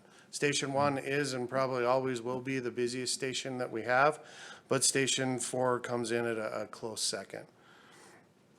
The responding apparatus there are Engine 4, Medic 4, Medic 14, Engine 641, and Medic 8, as well as housing the offices of the mobile medics. So some of those are what we would consider to be cross-staffed units. So like Medic 14 and Engine 641, they will utilize the staff of the engine company in order to operate those. So the original station was built in 1993 with a subsequent remodel in 2011. The 2011 remodel increased the number of dorm rooms and storage area, but did not adequately address the common spaces such as the kitchen and dining room.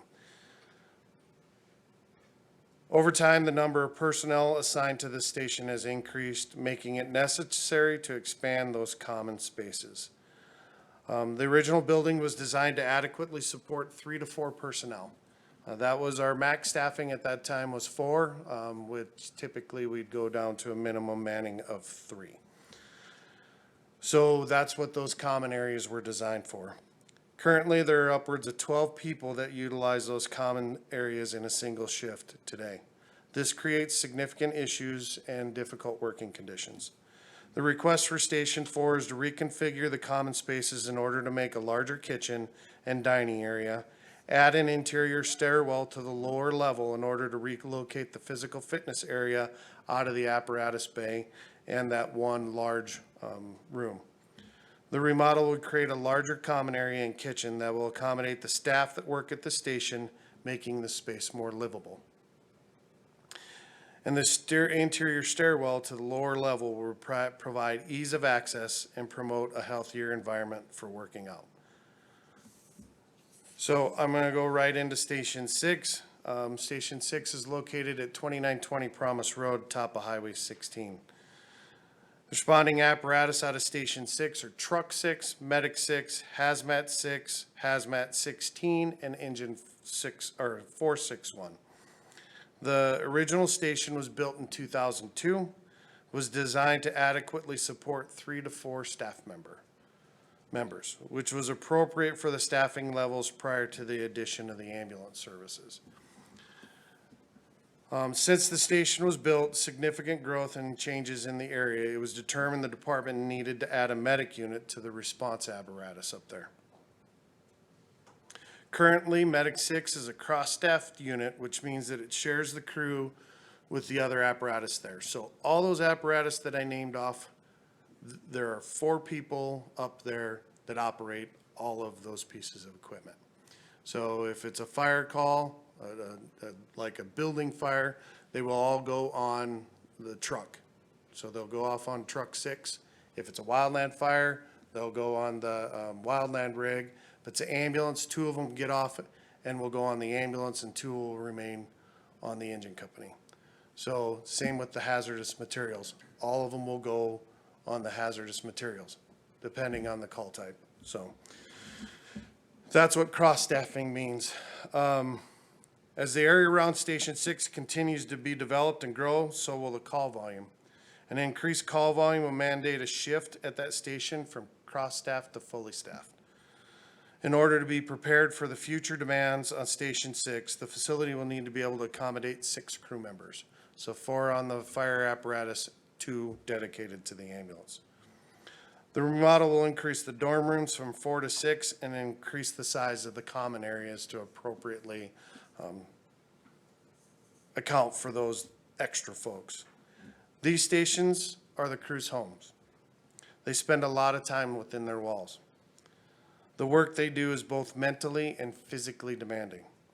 The station needs to have the similar amenities as a home and be a comfortable, safe place for them to go back to in order to reset, recharge, and get ready for the next incident.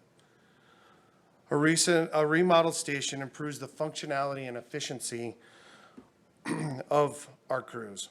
By upgrading the station, the city ensures that fire personnel have the tools, space, and resources to respond quickly and effectively to emergencies. Modernized facilities also improve firefighter safety, which in turn enhances public safety by enabling quicker response times and better equipped teams. As Rapid City grows, the demands for emergency services increases. A remodeled fire station, especially one designed with future expansion in mind, can meet the needs of a growing population by improving service delivery. It can help city plan for long-term population and growth, ensuring the fire protection services keep pace with the development in neighborhoods and business areas. And I know each of you have these up there in your packets. Station 4's remodel, as you walk through, it swings everything out and adds that larger common areas. Same with Station 6 and what they're proposing to do. It actually moves that out to the north, which is a huge swing from what we were initially going to do with that remodel. So overall, I appreciate and thank you for your time allowing us to propose these projects to you. 4 and 6 are a big thing for our staff. As you walk through them, there's some of our older stations at this point. Station 5 was the last one that was remodeled to account for the 6-man station. And they will probably, within the next 3 to 5 years, need to be a 6-man station at 5, and 6 will follow shortly after that, as you watch the growth going to the south and southwest. So, all right, I stand for any questions about 4 and 6. Thank you, sir. For first question I have, it could be for Daniel as well, whoever wants to ask. But on the application, it does state that money is available in the CIP, and I was just curious to know what that amount might be. So, and I'll address that just real quickly. There's about $487,000, I believe, for Station 6's remodel. And just like we've talked, that money was allocated, I don't remember when that was, to be spent in 2018. I'd have to go back and look exactly, but we've been carrying that over for years. It was meant to be for remodel fairly early on, when we were going to build a new station across the street from Station 1. So Station 6 has been waiting for that remodel until Station 1 has been completed. So now we've got $487,000. Not entirely sure that's going to be adequate to get what we need accomplished. Thanks. So just to clarify, so that would be in addition to the 400. So you think it's gonna be about 800 plus thousand for that? Okay, that's what I wanted to clarify. Thank you, sir.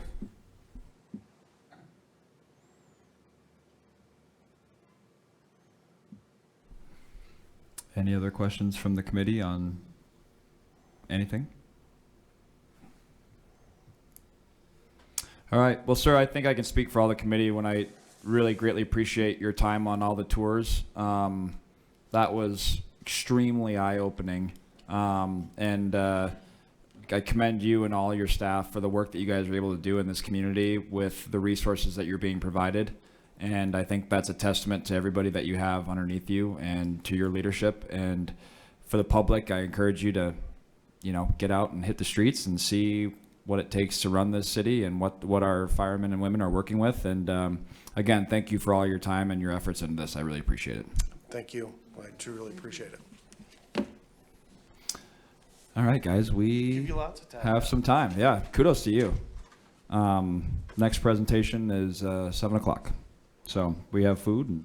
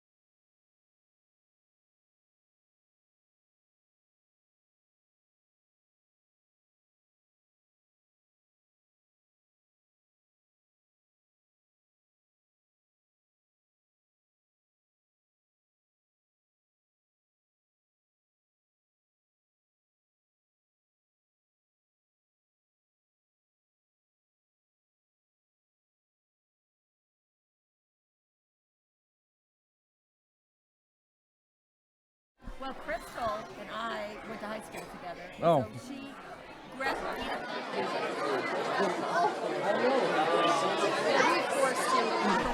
Yeah. All righty.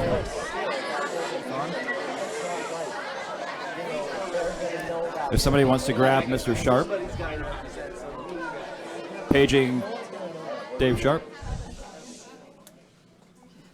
While we're waiting, I just want to say you guys are the most populated presentation we've had so far. So good for you kids. Thank you so much for coming out and supporting this.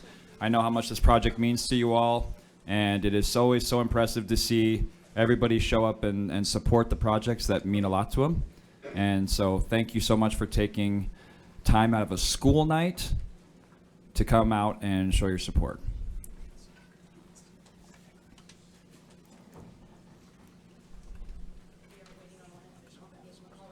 Okay.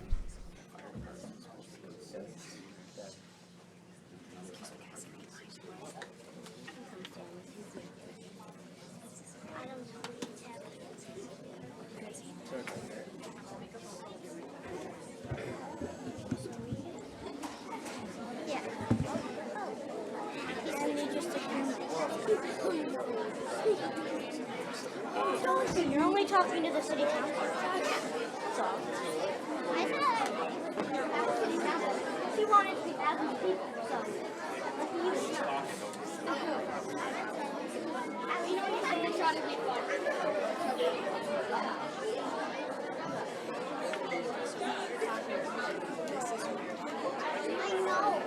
I know. And they can family.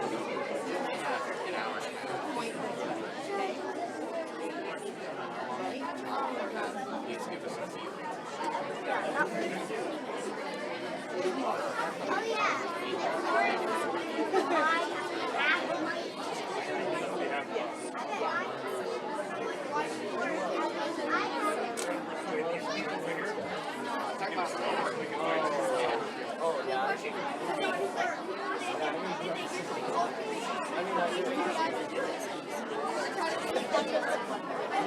I wanted to sit down. I get 1, 2, 3, 4, 5, 6, 7, 8, 9, 10, 11. I get 11 people, not 1,000. Paige, you're talking from all these You're just gonna be like, I'm talking to those teenagers. I'm talking to them, but you guys are watching.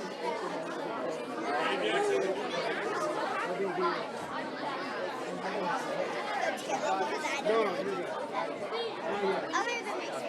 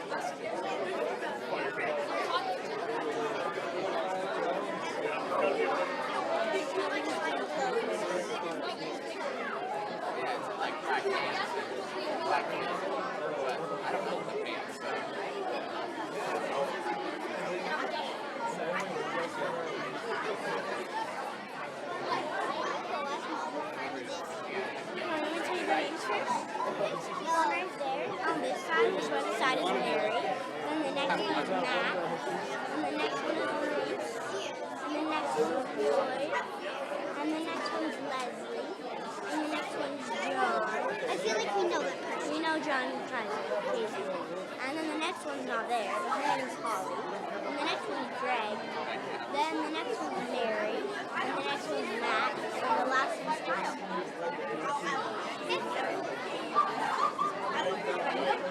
They're closed up in here. We need to be hugging. Since we know that person. Which person? John. You mean John Kaiser? Yeah. The guy with the reddish hair? Yeah. In the middle? Yeah. That's Cora's uncle. That's cool. Oh, yeah. Oh,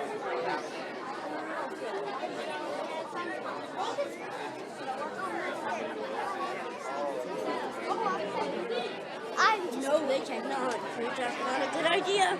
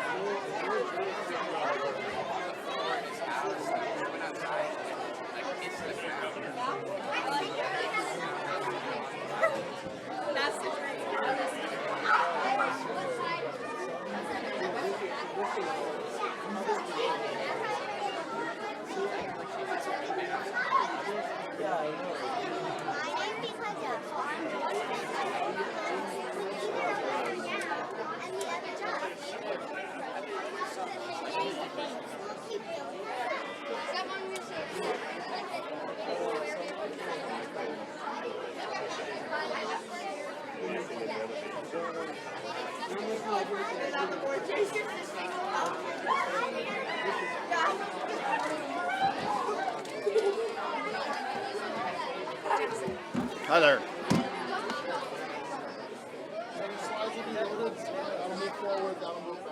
Okay. Sounds good. Let's get rolling.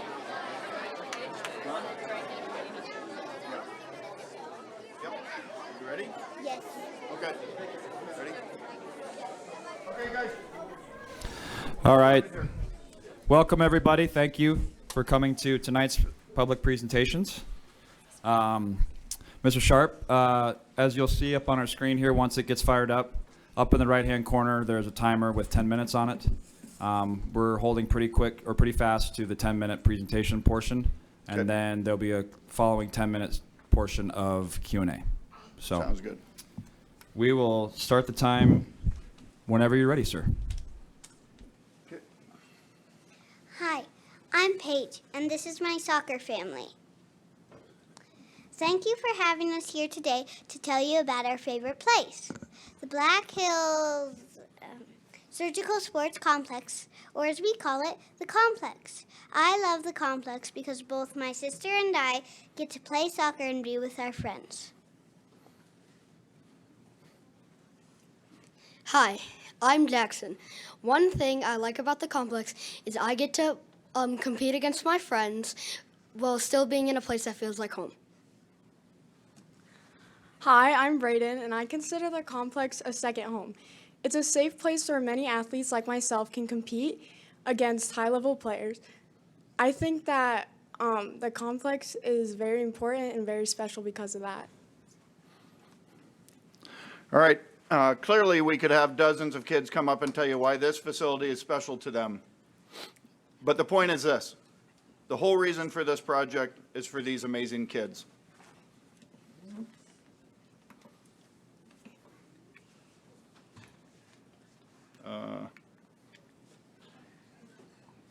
Okay.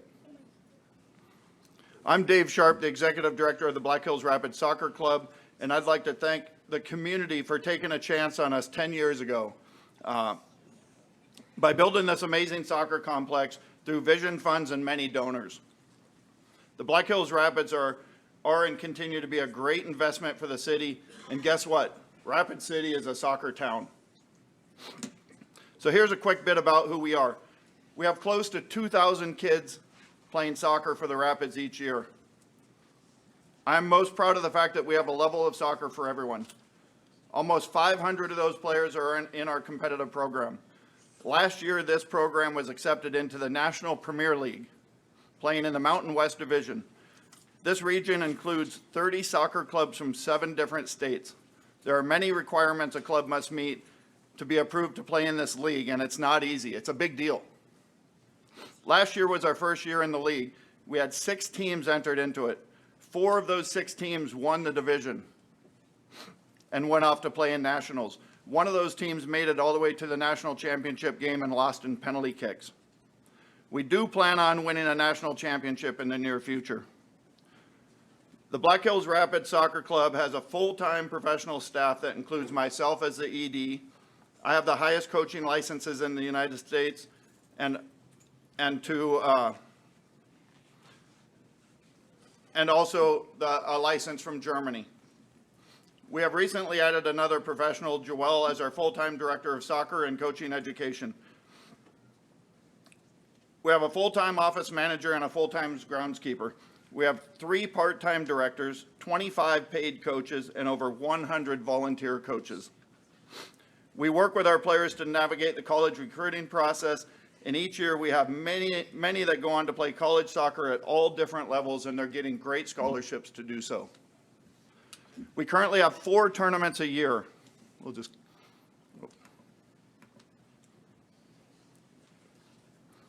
We currently have 4 tournaments a year. 2 are outdoor tournaments, and we'll be adding a 3rd tournament starting in September. These tournaments continue to grow every year and are now bringing in between 195 and 210 teams each event. Last year, we also had the National Premier League event at our own complex that brought in 75 teams, pretty much all from out of state. The annual economic impact for the Black Hills Rapids is over $12 million a year. And that continues to grow. As you can see, investing in the Rapids is a great investment.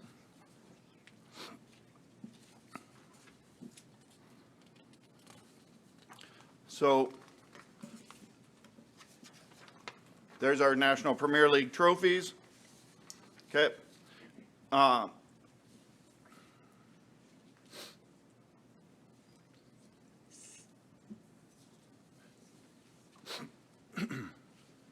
We currently have with the 4 tournaments a year. We do all this with some very significant challenges. One of those, of course, is geographical. We can't do much about this, but I will tell you that teams are coming from farther away just to play against us. The next big challenge we face is limited facilities and no artificial turf fields to play on in inclement weather. When it rains, we have to shut down the complex or do substantial damage to the fields. Currently, we do not have fields to play on from the end of October to April 1st. Once the fields freeze up, we can't play or practice on them. Last year, there was 82 days in the time frame during the winter where temperatures were above 40 degrees. When the temperatures rise, the snow melts away very quickly, and we could be playing on those fields. Just recently, the JPL, which is a group running the National Premier League Mountain West Division, contacted me wanting to host a multi-state championship event each year at our soccer complex. This would be a very important event for teams in South Dakota and many out-of-state teams as well. So having an artificial turf fields would assure games get played even if we have rain and inclement weather. Currently, they have these regional events in Oklahoma, Chicago, North Carolina, and California. So you can see how we are the perfect location for another regional event. I want to point out that even though the fields are completely full, we do make sure that this facility is a multi-sport facility. We currently have the Special Olympics playing there. Black Hills Lacrosse League holds 2 great tournaments a year there. The School of Mines has 2 Ultimate Frisbee tournaments there, and it's a home soccer field for the men's team at the School of Mines and STM men's and women's team, boys and girls teams. We also have West River Adult Soccer League played on those fields and a flag football league on Sundays. Having artificial turf fields with lights would greatly benefit all these programs as well. Maybe most importantly, there would be no additional cost to the city for maintenance, upkeep, or even to replace the turf fields when that is due in 10 years or 15 years. So this is our project, converting 2 of the fields, fields 10 and 11, from grass to synthetic turf, installing overhead lights. The total project is $3.5 million, and it says $500, but we have $500,000 from the Black Hills Rapids to put into the project. Slightly more than $500.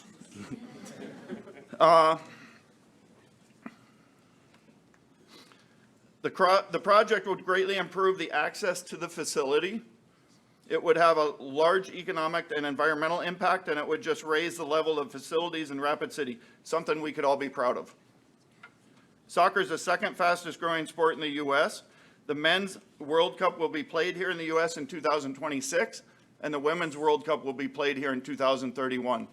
Both those just have a significant impact on soccer around the country. The SFA feasibility study indicates a potential to double our player pool. So we already touched on giving us outdoor fields that we can utilize in the winter months, with 82 days being over 40 degrees in the last winter, okay?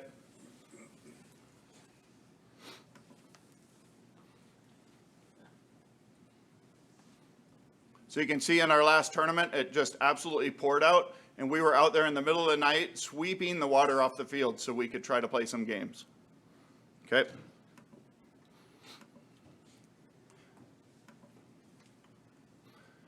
We would get 3 additional hours in our tournaments to have games played each night. So that would equate to about 48 total games over a weekend. With that, we could probably get 20 more teams into our tournaments, which would equate to about 200 more families coming to the Black Hills for these tournaments. So we continue to grow every year, okay?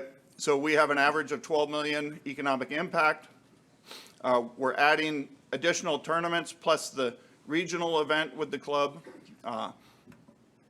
And here's just a quick summary of our Fright Fest tournament, which is in October. In 2022, we had 173 teams with a $1.5 million economic impact, total business sales. In 23, it went up to 196 teams with a $2.1 million in total business sales. Last year, we had 210 teams, and there was a $3.6 million total business sales on that tournament, through that tournament. A big thing which shocked me is it also would eliminate 12 irrigation zones, which equates to 133,000 gallons of water each week. That's amazing. And it would reduce the use of fertilizers, pesticides, and other chemicals. So yeah, Rapid City is a soccer town. We would, so anyways, that's pretty much what I've got. Thank you guys so much. Is Joel here? I'd like to introduce Joel here. He'll say a couple of quick words before we wrap it up. Do I have to speak into the mic? Yeah. Good evening, everybody. My name is Joel Mtombeni. I am the Director of Soccer at Black Hills Rapids. Really appreciate your time. I'm going to try and stick to the schedule and the time allocated, but some of these things are important because what Dave has mentioned and he spoke about is the analytical part of it, right? All the statistics, all the money. I want to talk about some of the things that drew me to Rapid City. So I come from San Jose, California, at an MLS Next Club, the best club in Northern California. And I came here for a couple of tours to see Rapid City, meet with Dave, see the area. And after the first visit, I'll be honest, I was like, wasn't really sold on moving my family here and taking this job. But then the second visit happened, and I believe it was the Rushmore Cup, where we have our big tournament that happens in June. Came back. And when I arrived, I was in shock. Absolute shock. Because Dave and I had met, so I knew how the club ran. I said, how is it possible that 2 or 3 people can accomplish this? But then I got there and I realized how wrong I was. The club is, and what it is, because of these people here. I saw hundreds of volunteers working our tournament. Parents taking time off work to make this a possibility for their kids. The concession stand, the parking, driving around in golf carts, assisting other parents from other clubs, other states. And the hotels, it was packed. And then I saw the dedication that our coaches, many of them are volunteers, how hard they coached, how much this meant to people in Rapid City, how much it meant to Dave. And I said, man, I want to be a part of that. In every great story in America, in any country where something amazing happens, there's always that one moment that people talk about and say, if this didn't happen, this would have never happened. And I said, I want to be a part of that legacy. Yeah. So the reality was, I ended up coming here because of every single person that you see here today. Because of how much they love the Black Hills Rapids. It was incredible to see the amount of selflessness from this community, how much this club means to everybody, how everybody pulls together. It's why I came. I had office in Chicago, I had office in Minnesota, wherever, but I came here because of the people of the city. Joel, I'm going to have to cut you off, buddy. Thank you, though. We just hit our time is all. So, but Well, thank you so much. Thank you for hearing me out. Yes, ma'am. I appreciate it. Thank you. Stay here. Questions? All right. We will now open it up to committee for any questions you guys might have.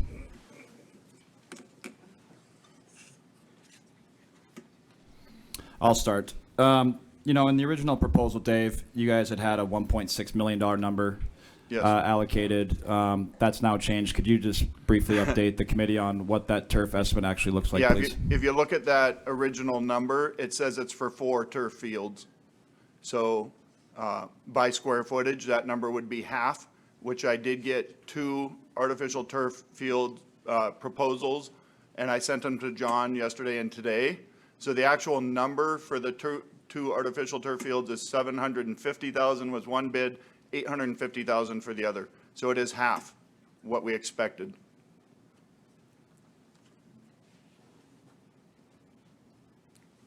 So with that, that puts us at the 3.5 total cost. I hope that makes sense.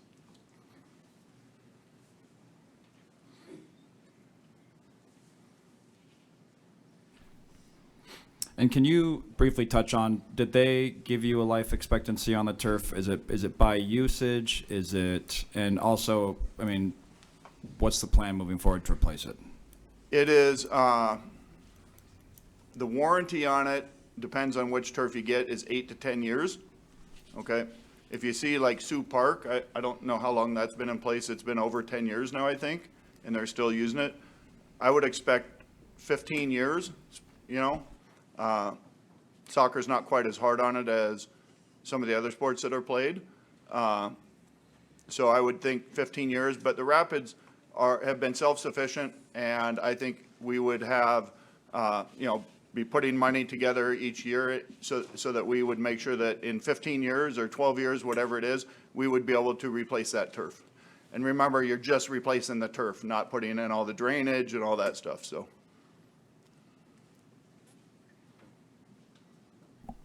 Chair recognizes Leslie. I understand, of course, that you want lighting as well as turf, totally get that, but would Yep. you be willing to do one versus the other? And if so, which one would you pick? And what would it cost? Lighting is probably, I haven't seen the number quite yet from Muth. I did get a price to light all the fields 5 years ago. As we know, things have significantly changed. It was $750,000 back then. So I'm thinking probably around that now just to do the 2 fields, but that would bring lights in, or power in, and be available so we could add the other 2 fields at a later date if we wanted to. To choose, that would be a tough one. Possibly lighting the 4 fields, because I don't think putting turf down is going to be, have as much of an impact without having lights on them. They would be sitting there in the dark, you know, unused. So if you just did lighting, what would you estimate that would cost? Probably $1 million, maybe a bit over. Okay, So, thank you. with the increase in prices lately. Yeah.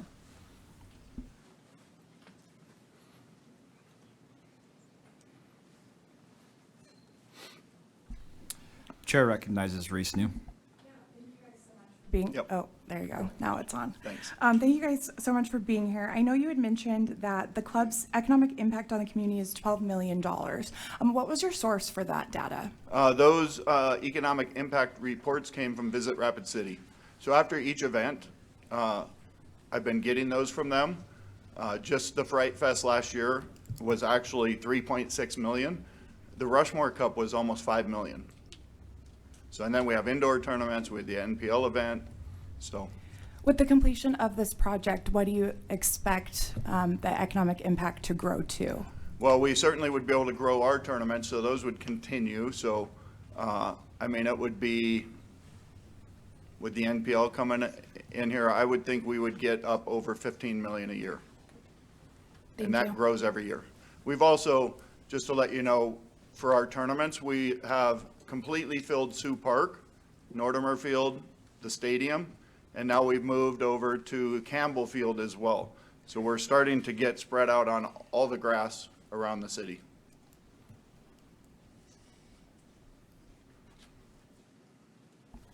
Chair recognizes Matt. There we go. So you said 134,000 gallons a week, that would save on water. Do you get your water from the city, or do you have a well out there?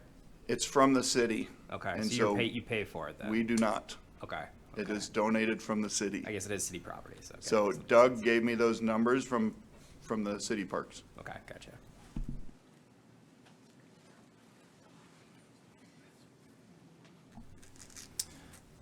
With the additional fields, lighting, all this stuff, turf, would you still need the other facilities to successfully host the tournaments that you're currently hosting? We would probably be able to cut back on those, but at the rate we're growing, we would probably, within a couple of years, be back to using those. Yes. So, I mean, if we get to 300 teams in 5 years, it's going to be amazing, but we'll need every piece of grass we can find.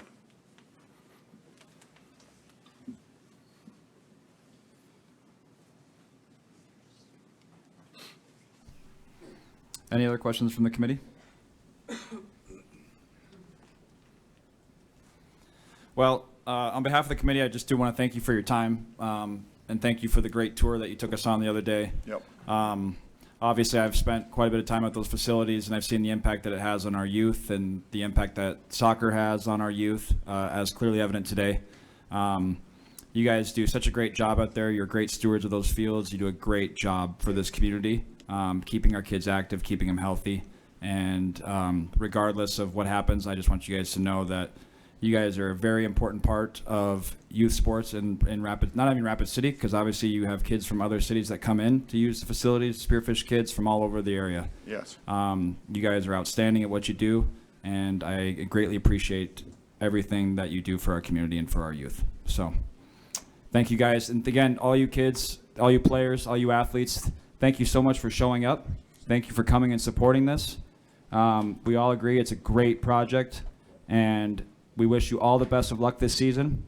Rule number 1, don't lose to Gillette. All right? Never. Thanks, everybody. Thank you.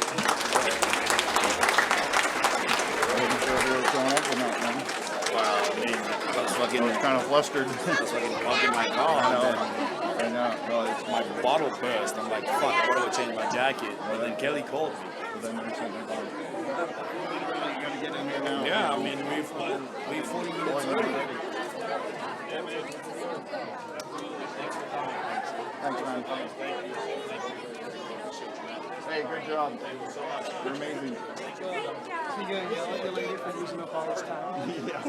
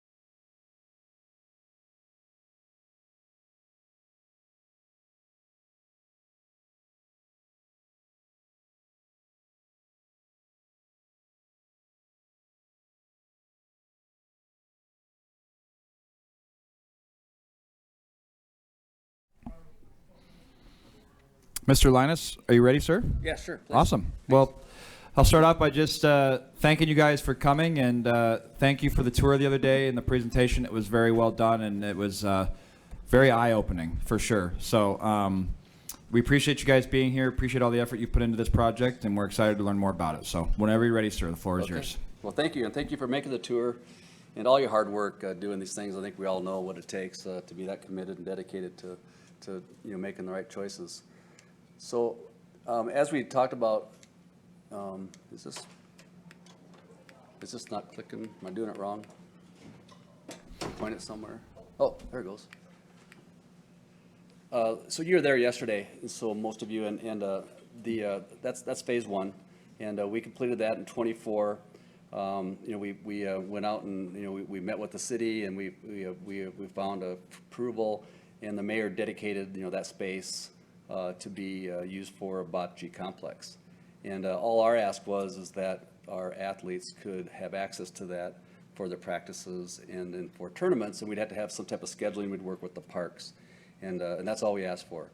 And we went out and with the land dedicated, then we went out and raised the $505,000, and we put those courts in, and they were used right away. Last year we had the state games here, and it was a great success. And Dr. Harlow, a couple board members are with me tonight back here on this table. Will tell a little bit about why it's so important to have the courts.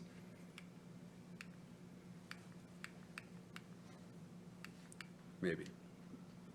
Where do you need to point? Where do you point this? Oh, okay. Where? Thank you.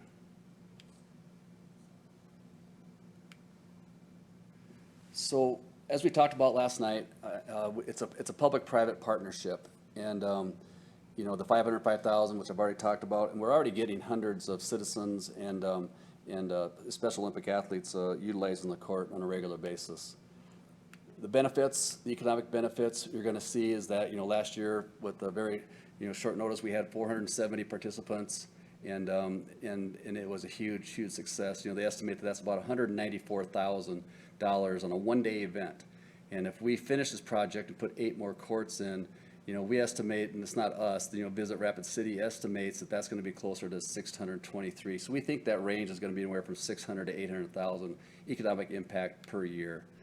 What it does for the community, and we talked about it before, but it really gives a place for people to go out and get exercise that's going to be social and play, fun, and really it's for all ages and for all abilities.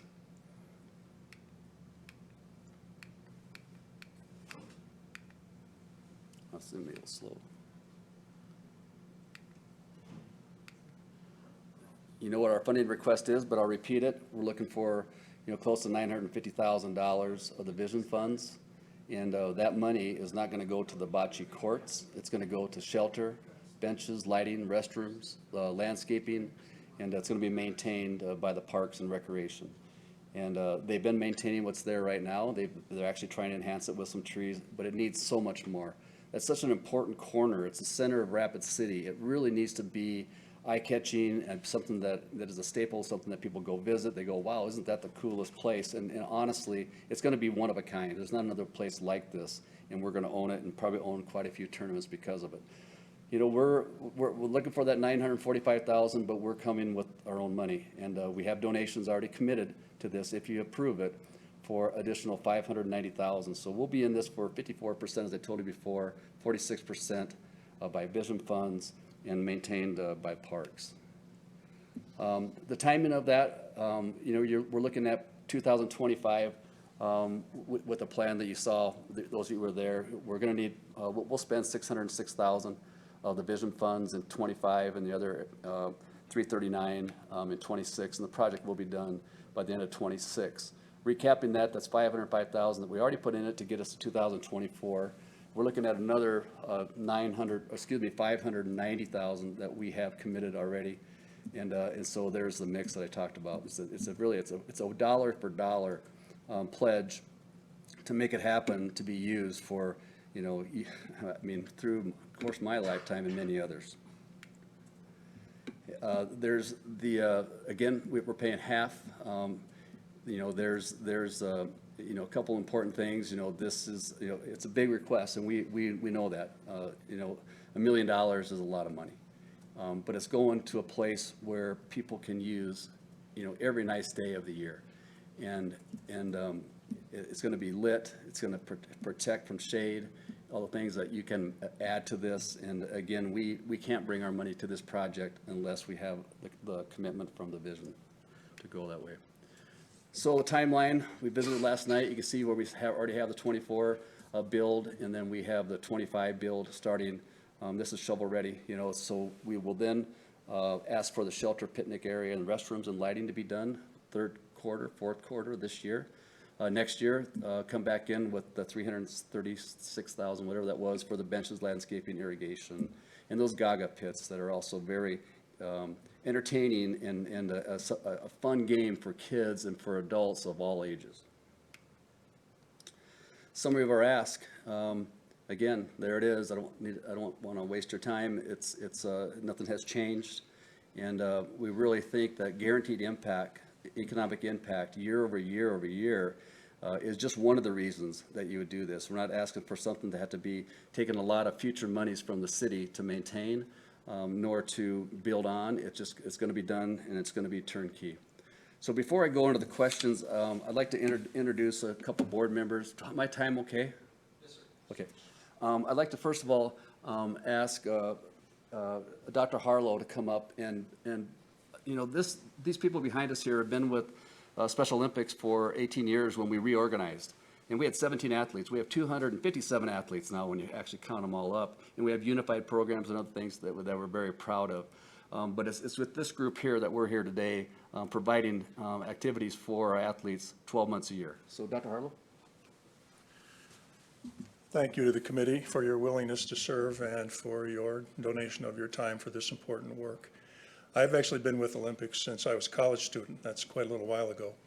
But 18 years ago when we started our program here in town, we had only 18 athletes. And I could neither beg nor borrow nor steal a gym, a track, or a softball field. We practiced basketball on the Armory floor at the National Guard facility with rollaway baskets because I couldn't get a gym. We practiced softball in a football field with ankle-deep weeds, and we ran track in the parking lot at the Activity Center down by Canyon Lake. Fast forward to today, and we have access to the best facilities in the state for our local, for our regional, and for our state events.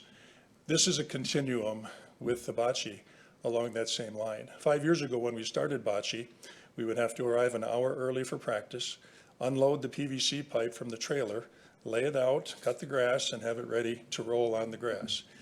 We now have access to one of the best bocce courts in the state, and with your partnership, we hope to build it into a destination park for all the reasons that Jack has stated.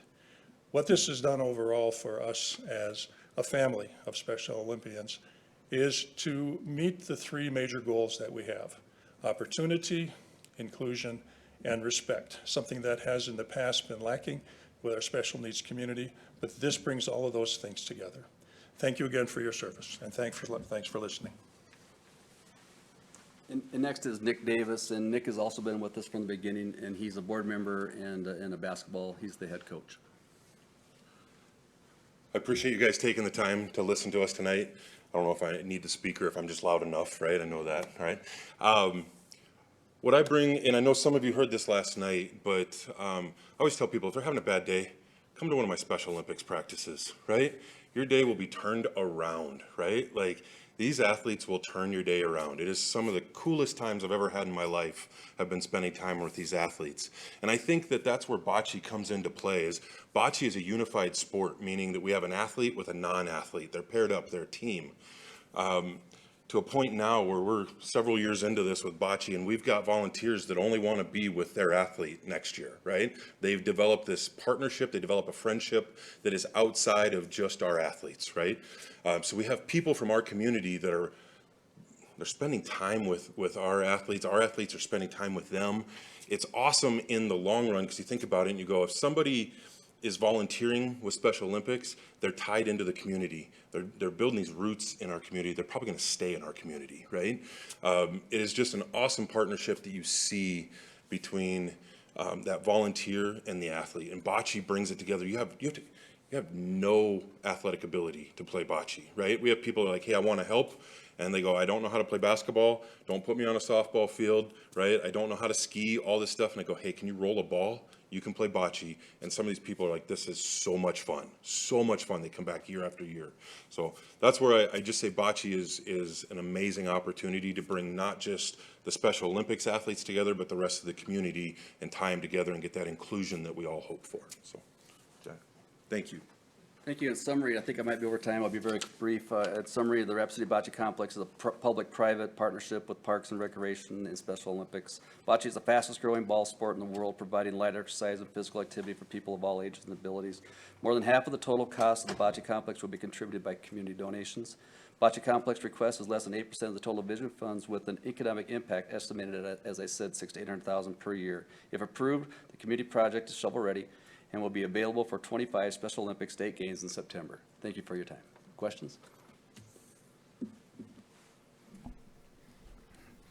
Thank you very much for that. I'll lead off, and this might be maybe a question for Jeff, but it does show in here operation and maintenance will be absorbed by Parks and Rec, and I just didn't know if you guys had a number kind of allocated to that already and what that might be. Thank you for the question. We do not have a number that is allocated to that at the moment. The courts themselves require very little maintenance. Most of the maintenance will be the general maintenance we would perform at any park. So that would be litter control, restroom cleaning and repair, those sorts of things. So it would be treated like one of our other parks. Thank you very much for that. Chair recognizes Matt Hasvold. Yeah, so I just had a question about kind of the usage of it. I realize with a public place like this, it's really difficult to get, you know, any sort of usage stats because you're not selling tickets, that sort of thing. But outside of the use of the Special Olympics and then the rec bocce ball league, is there any other statistics on just how often these courts get used? You know, so when we built it, we didn't know. So we just watched it. And it was amazing to see, you know, our usage is very small, but so powerful and so important for what we're doing for these kids.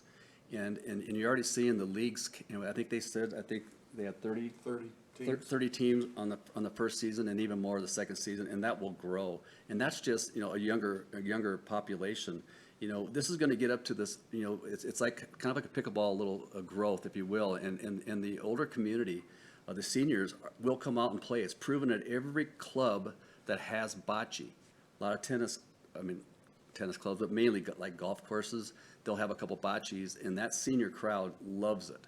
And they will come out, and this will grow. And really all we're going to schedule in is we're going to schedule for our practices and for the actual games, regional, and we think we can expand this. We already know that Nebraska, Wyoming, North Dakota, I think Montana, their programs want to have tournaments here because this is the only place like it. And we're not going to stop at just the regional state games, but just multi-state and hopefully someday the nationals here. Does that answer your question? Sorry. Chair recognizes Matt James. I just wanted to review and confirm the ask and maybe the timeline of events. So the original document proposal, the ask was $1.54 million, which included 8 courts. Now, since then, your match of what, $580,000 has come to light, and that's different from the original proposal. We couldn't commit to that when we made the application, and so we had to ask for what we thought we may need. And then since that time, we have full commitment for the $590 that's available to be spent immediately. So that decreased it down into less to the $950,000. Right. Thanks for confirming that. Yeah. 54%. Yeah, 54%. We're 54%. Chair recognizes Leslie. Actually, my question was really what Matt asked about how you're going to grow. But maybe I can kind of build on it. So do you have any specific plans on how you're going to reach out to the community to actively market what you do? Because I have a sense that a lot of people don't know anything about what you do, or are you just anticipating it's going to grow organically? Well, no, I think it needs to be. I mean, obviously the low-hanging fruit will be social media, and once it gets going, and then what the parks are doing a great job of putting in the paper. You know, it's going to be out there to say, do you want to join a league? And we, you know, again, we haven't completely built it yet. It's not right now without the shade and other things. The bathroom is underneath the street. You know, it's not the most inviting place to go hang out right now. And, you know, it's not like the volleyball courts just down the street with beautiful lighting and restroom and plenty of parking. We want to make it that way. And I think with the amenities that you bring to this table, it's going to be world-class, like no other, and people will come. Thank you. Chair recognizes Lloyd. Has there been any contact with the Rapid Creek group about this? Rapid Creek that parks, I'm trying to remember the name of them, that clean up the bike path. You're referring to like the Black Hills Fly Fishers group that goes through and cleans up the creek. They do that once a month. They get a group of people who start down there at West Memorial Park at this complex. And they do clean up of the creek going in both directions once a month. No, I thought there was another group that was heavily involved with keeping the greenway. There is a group, the Friends of Rapid City Parks, and they are concerned with preservation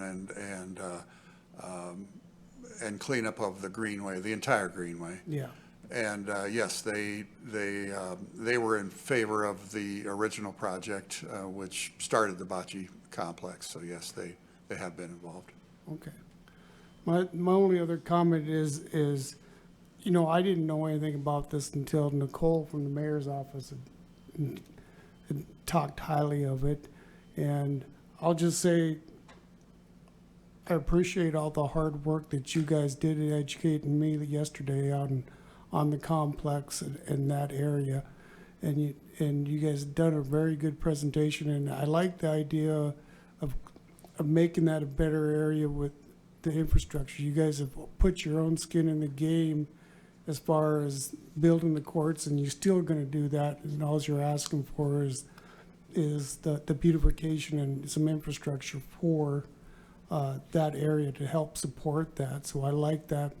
But, you know, you guys, this is probably one of the top 3 presentations I've seen in my lifetime, as far as you guys have done a really good job of showing the presentation and giving us the picture, and also explaining how it's going to be paid for. And so I'm impressed, and I appreciate the hard work that you guys have done. Thank you.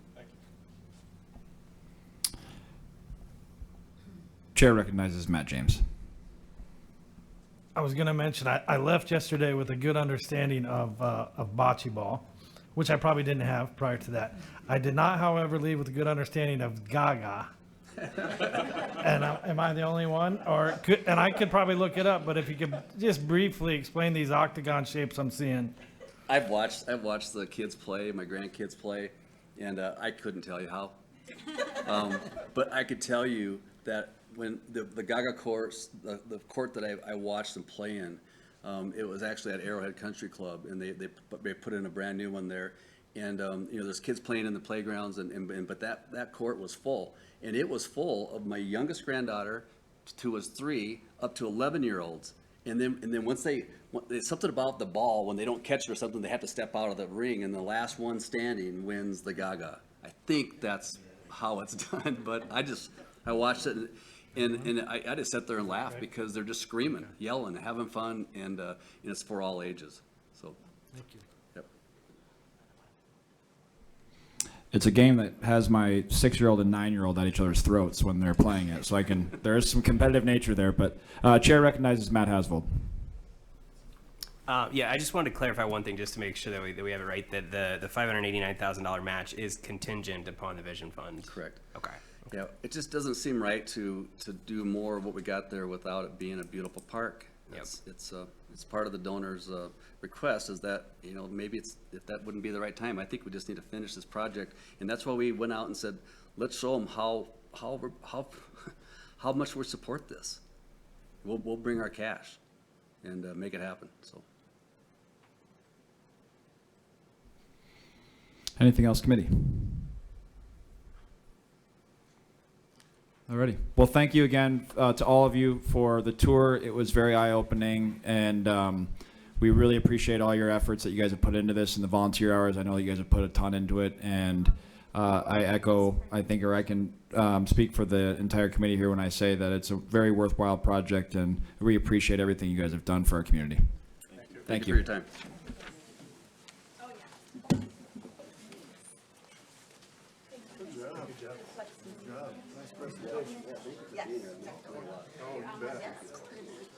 Thanks, Joe. Thank you. Yeah, good to see you again. Always good to see you. Thank you.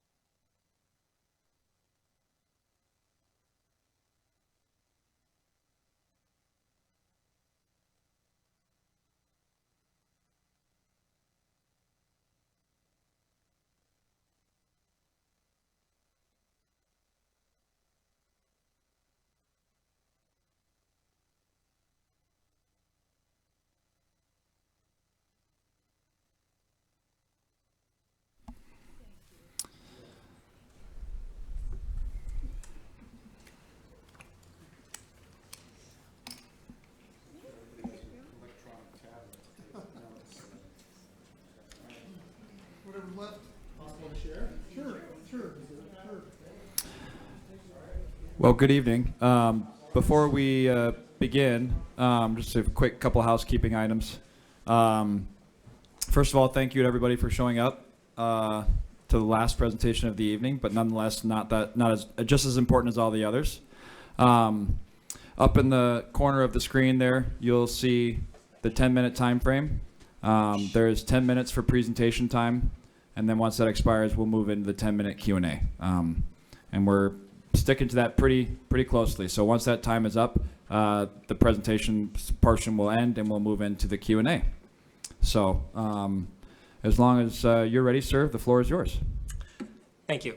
And thank you, committee members, for all your work. I'm sure you've been very busy.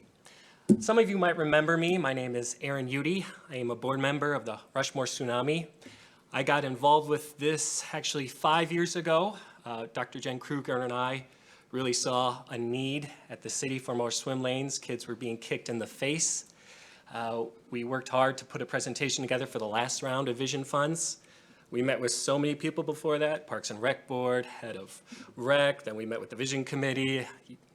We met with the City Council, all those things. We convinced them this was a need. They funded it, and then the prices for the dome went up a lot, and Parks and Rec had problems with the higher maintenance on the dome. So here we are again.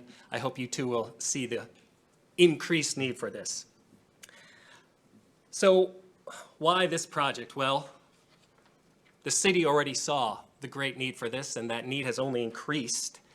And this is a Vision Fund project. It just screams it. A Vision Fund project is supposed to be for the whole community. A Vision Fund project is not supposed to be financing ongoing maintenance. This is a new building. This is something that really increases the quality of life for our whole city, and I want to go over some of those points tonight. Some of these things will be different than when I last met with you, and some I'll be recapping. It's not working.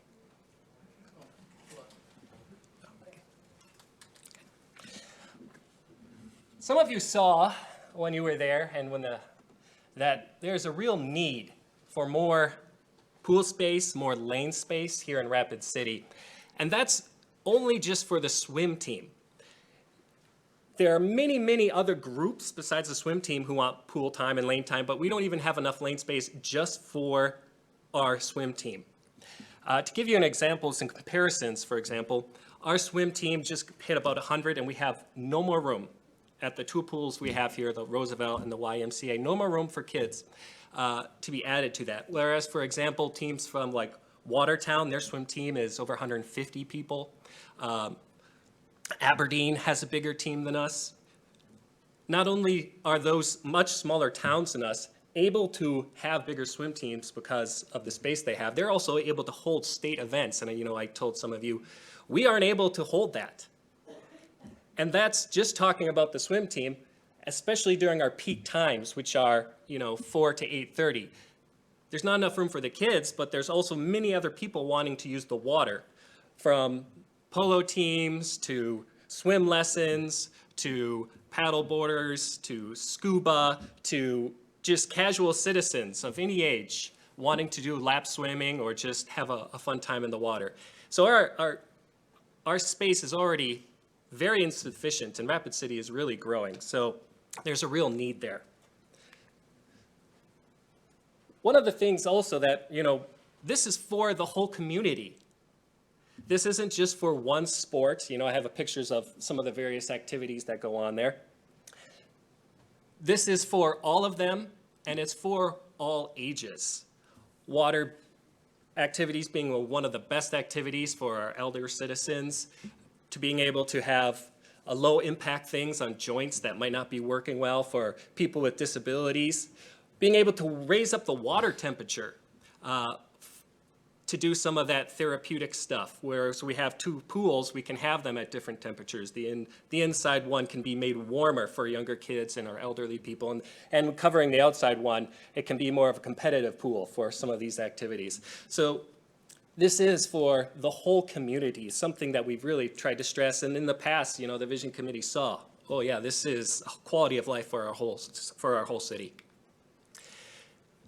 Another thing I tried to point out to you when we did the walkthrough is that this is a fulfillment of previous plans and promises. I handed out to you a release from the Hans Zucker, Councilman Hans Zucker. They were the people the city hired to build the outdoor pool back in 2014, and how it had been built, designed to be covered in future years. There's also, in our application, there's also a document from Rapid City Planning and Development Services talking about how it's designed for future building. The city had planned to do it, and now it's 10 years later. It didn't happen those first couple years because, my understanding, some funding went to a problem they had with the Horace Mann pool, something about the soil. And it just kind of fell off the radar, and we've been really pushing it for 5 years to, fulfill your plans and promises. Get this done. This should have been done a long time ago. There's also a big issue of prestige here. I mentioned already how this last winter we were supposed to have the state swim meet here, and we had to give it up because our facility can't house it. It went to Mitchell instead. I mean, that's embarrassing. So there's a prestige issue going on here. We're not asking Rapid City to keep up with Sioux Falls. Sioux Falls, much bigger than us.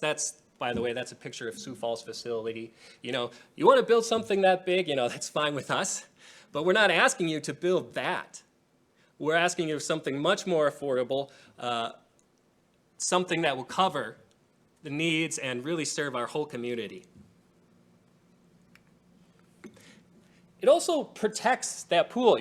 That is a beautiful pool. We love it, which is why we want to use it more. Right now, that pool, which costs $4.5 million, we can only use it 3 months of the year. And let's face it, it's Rapid City, so one of those months it's often miserable. June's not often the greatest time to swim outside.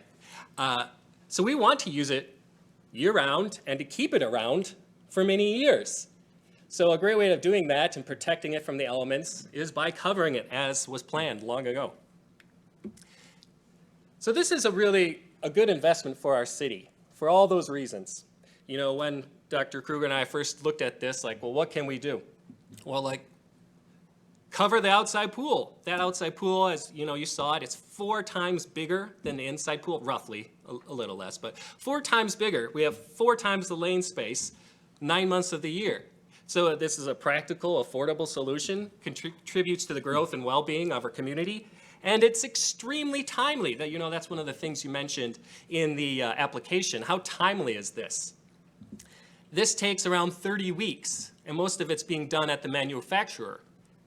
It takes them just about a month here, so this can be done during the off-season for just about a month and not interrupt anything that's going on in the city.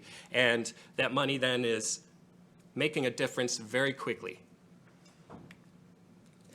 This also inspires our kids. So, one of the things that I like about swim, my wife and I, we'd never swum and we tried different sports, and someone said, hey, have you tried swimming? And we were kind of dubious, but we got into it and we really loved it because they shape the minds and bodies and wills of kids regardless of skill. They get all the same playing time. If you get a little older and you're playing softball and you're not very good, you might be sitting on the bench, but that doesn't happen in swim.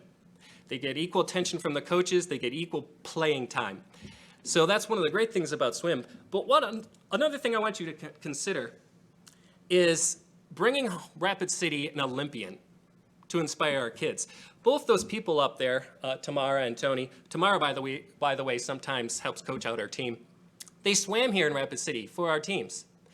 Tamara, back in November, she placed 3rd in the World Cup in the triathlon, gunning for the Olympics. If Rapid City is going to have an Olympian, one of the sports that's most likely is swimming, just from the number of athletes and the number of medals. Tony, too, gunning for the Olympics from Rapid City here, swam for our teams. So just for that of inspiring our kids and having an Olympian from here, swimming is a very important thing to establish, to support, to grow. Now, if you read the architect's proposal when the city hired them to look at this, they came up with 4 different options, and we are fine with any of those. The city doesn't like the maintenance on the dome, so we went for the sprung because we know money is an issue here. We are certainly happy to have any of those. The bottom number is, there's $1 million. The city already has earmarked for this, so you take that down by just about $1 million. Those are the prices on all of those. We'd happy to have any of those because they solve our problems and they help our whole community. So why us? Why this project? There's a need. It's for the whole community. It's a fulfillment of plans and promises, prestige of our city. Protect and better utilize our pool. It's a good investment and it inspires our kids. I can't see how much time I have left. 10 seconds. All right, hit that on the nose. Our president here is too. This is Lane, and so we're here if you have any questions. I'll just stand up here with Well, starting off, thank you all for being here, for coming at this hour. We certainly appreciate it. Also wanted to thank you for the tour and the presentation that you did the other evening. That was also very helpful. With that, we will open it up for questions, starting off with Greg. Thanks for coming down. I'd never been to that pool before, but it's immense. It's huge. Going down and seeing the pumps is incredible. So it's a huge investment by the city, and for it to not be covered to me is a mistake. So I'll just go on the record with that. One thing that's a concern though, and maybe Daniel, you can answer on this, what is the net cost of that to the city a year, and where would the city get the money to cover the difference? I don't know if you're prepared for that, Daniel, or not, but thanks. Chair recognizes Finance Department Daniel. Thank you, Mr. Chair. That's the million-dollar question. I think this, as well as any of the projects before you, it's difficult to fully define that. This project, there's a couple different ways in which the ongoing expenses would be able to be covered, at least partially. That, of course, is from additional fees that would be expensed out to the individual groups or users of that, which is different than most of the other projects that are before you, where there are no real fees that are charged and collected for the additional costs that those projects would incur. In addition to that, the group is really anticipating that with the additional facilities, they would actually be able to increase the amount of participants that make use of the facility. Right now, if you look, as the applicants have shown, that the very tight capacity limits the ability for programs to grow as they're at capacity, and frankly, there becomes safety issues. So if there's additional space, they are projecting that their programs would increase, and then the revenue to the community would as well. Other sources of potential revenue could include naming rights, which other communities in the states have used. Those often are different deals that continue on an ongoing basis for several years. But also you could look at, similar to the golf courses or any of the others, just increasing gate fees, which is something that definitely could be looked at for all participants. Thank you, Daniel. Chair recognizes Matt Hasvold. Yeah, so I apologize, this is one of the few projects that I had to miss the tour on, but just looking at the numbers, so I think the original application said 3.6 million, with essentially $1 million left over from previous vision funds, but I think it was 3.3 in the presentation, is that right? Okay. For the sprung structure? Yeah. I took the number. Okay, yeah, I think that's right, I just want to make sure. Chair recognizes Lloyd. Thank you. One of my questions is, what's the lifespan on this type of material? 30 years. Are you talking about On the sprung, because it almost looks like something that they use in maintenance and the highway department for. The aluminum structure itself is going to last decades and decades. In fact, most of us will be long gone before those things have a problem. They don't rust, good reason they're used in pools. The covering itself has the fabric that goes over the aluminum frames has a warranty of 20 years. 20 years. warranty, but an expectation of closer to 30. Okay. And second question is on this. So you're saying 20, 30 years for the material, the framing lifetime probably, it's aluminum. Can this be, say in 15, 20 years, you decide to do a really good enclosure, is the way I'll put it. Because I liked some of your later designs, but the cost was up there. Could this structure be removed and set up somewhere else and used in the city? Yeah, so the engineer, he was talking about how great these are. He talks about how the frames were often resold. That people they had sold that to and built decades later, they moved them somewhere else. They were sold to someone else. That's a common practice. Okay. Yeah. And so if the city were, I don't know the exact lifespan of the existing pool, but it's 10 years old. Let's say it makes it 30 years with this structure. It should. But now that pool is at 40 years, the structure's at 30 years. The likelihood is, in my mind, that the city would invest in an entire new facility if there was growth in swimming to be had, and an appetite by the city to help support that. But it would be a new facility and a new pool in my mind. It might be a demolition of the existing and a new build, but it wouldn't be a new building for the existing pool again. This proposal is to help get that pool some longevity and, extend its life to roughly a 40-year life of a pool, so. One follow-up. Thanks for bringing that up, because one of the concerns I had with this is I know how much work went in from the community to get Horseman redone, and then this moved down to 50 meter, and it was a big deal to have a 50-meter pool. Mm-hmm. And to have it sit outside and not get used, and how much the lifespan of that pool being open to the elements like that, is it going to shorten the life of what you invested in? Well, it may have, but I can tell you, we're not the engineers of the city here, so that would be a question for them. And I would recommend extending that question to them. But, from what we can tell, there's no visual cracks in the pool. There's some cracks in the deck. And that's about all you can see in terms of the wear and tear on the outdoor pool. The pool structure is solid, and I don't think we've lost too many years, but so far, yeah. But over time, right? You guys walked around the pool. It's filled with water during the winter, and it gets all the elements of exposure there. It's not good for the pool. So I think the pool is in good shape, but that's my layman view of it. I can tell you there's no visual cracks in the pool itself. This is an incredible pool. This pool was built for competition swimming.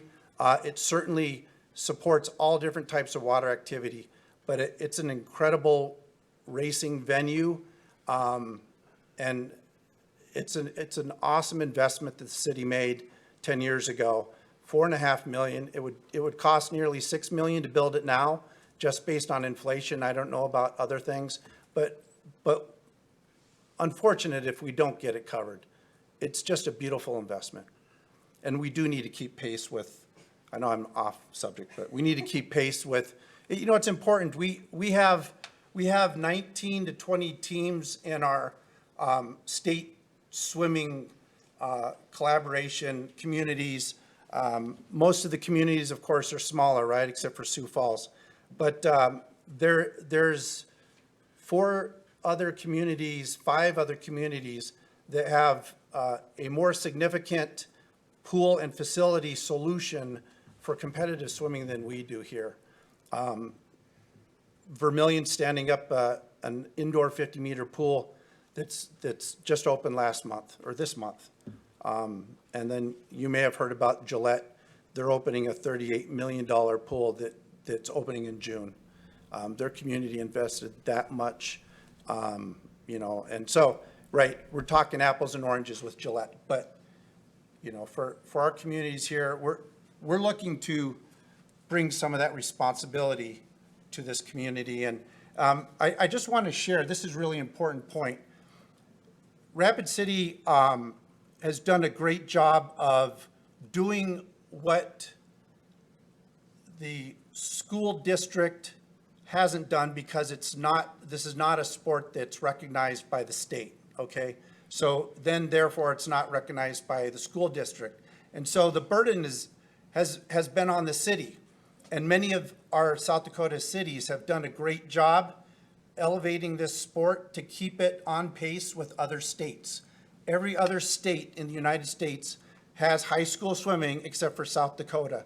And that's nobody's fault, right? But it's just, it shows that the city is then strapped with, and I shouldn't use that word, but there's a heavier responsibility from this city than maybe any other city to look at this from that scholastic competition level in a sport that everybody else in the United States does. And so how does the city grapple with that? I don't know, but what we're proposing, we think helps us do that, right? It's not just for us, it's for all of South Dakota and also regionally. We have a collection of swim teams that come here. We had, 2 years ago, we had 8 states come to this meet, which happens, our summer meet, which happens in June.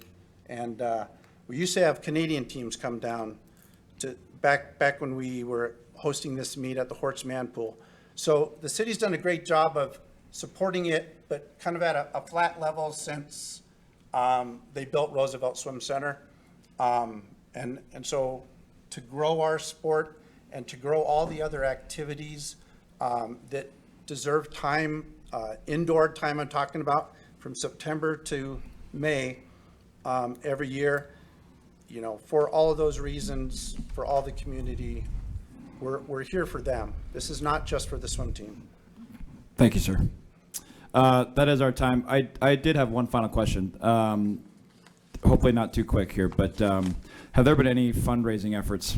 I mean, is your guys' club a 501c3? I mean, have you guys put any, I might say it bluntly, I guess, has there been any skin in the game put on by you guys and any efforts to raise money for this? Well, this is far beyond our means to raise millions.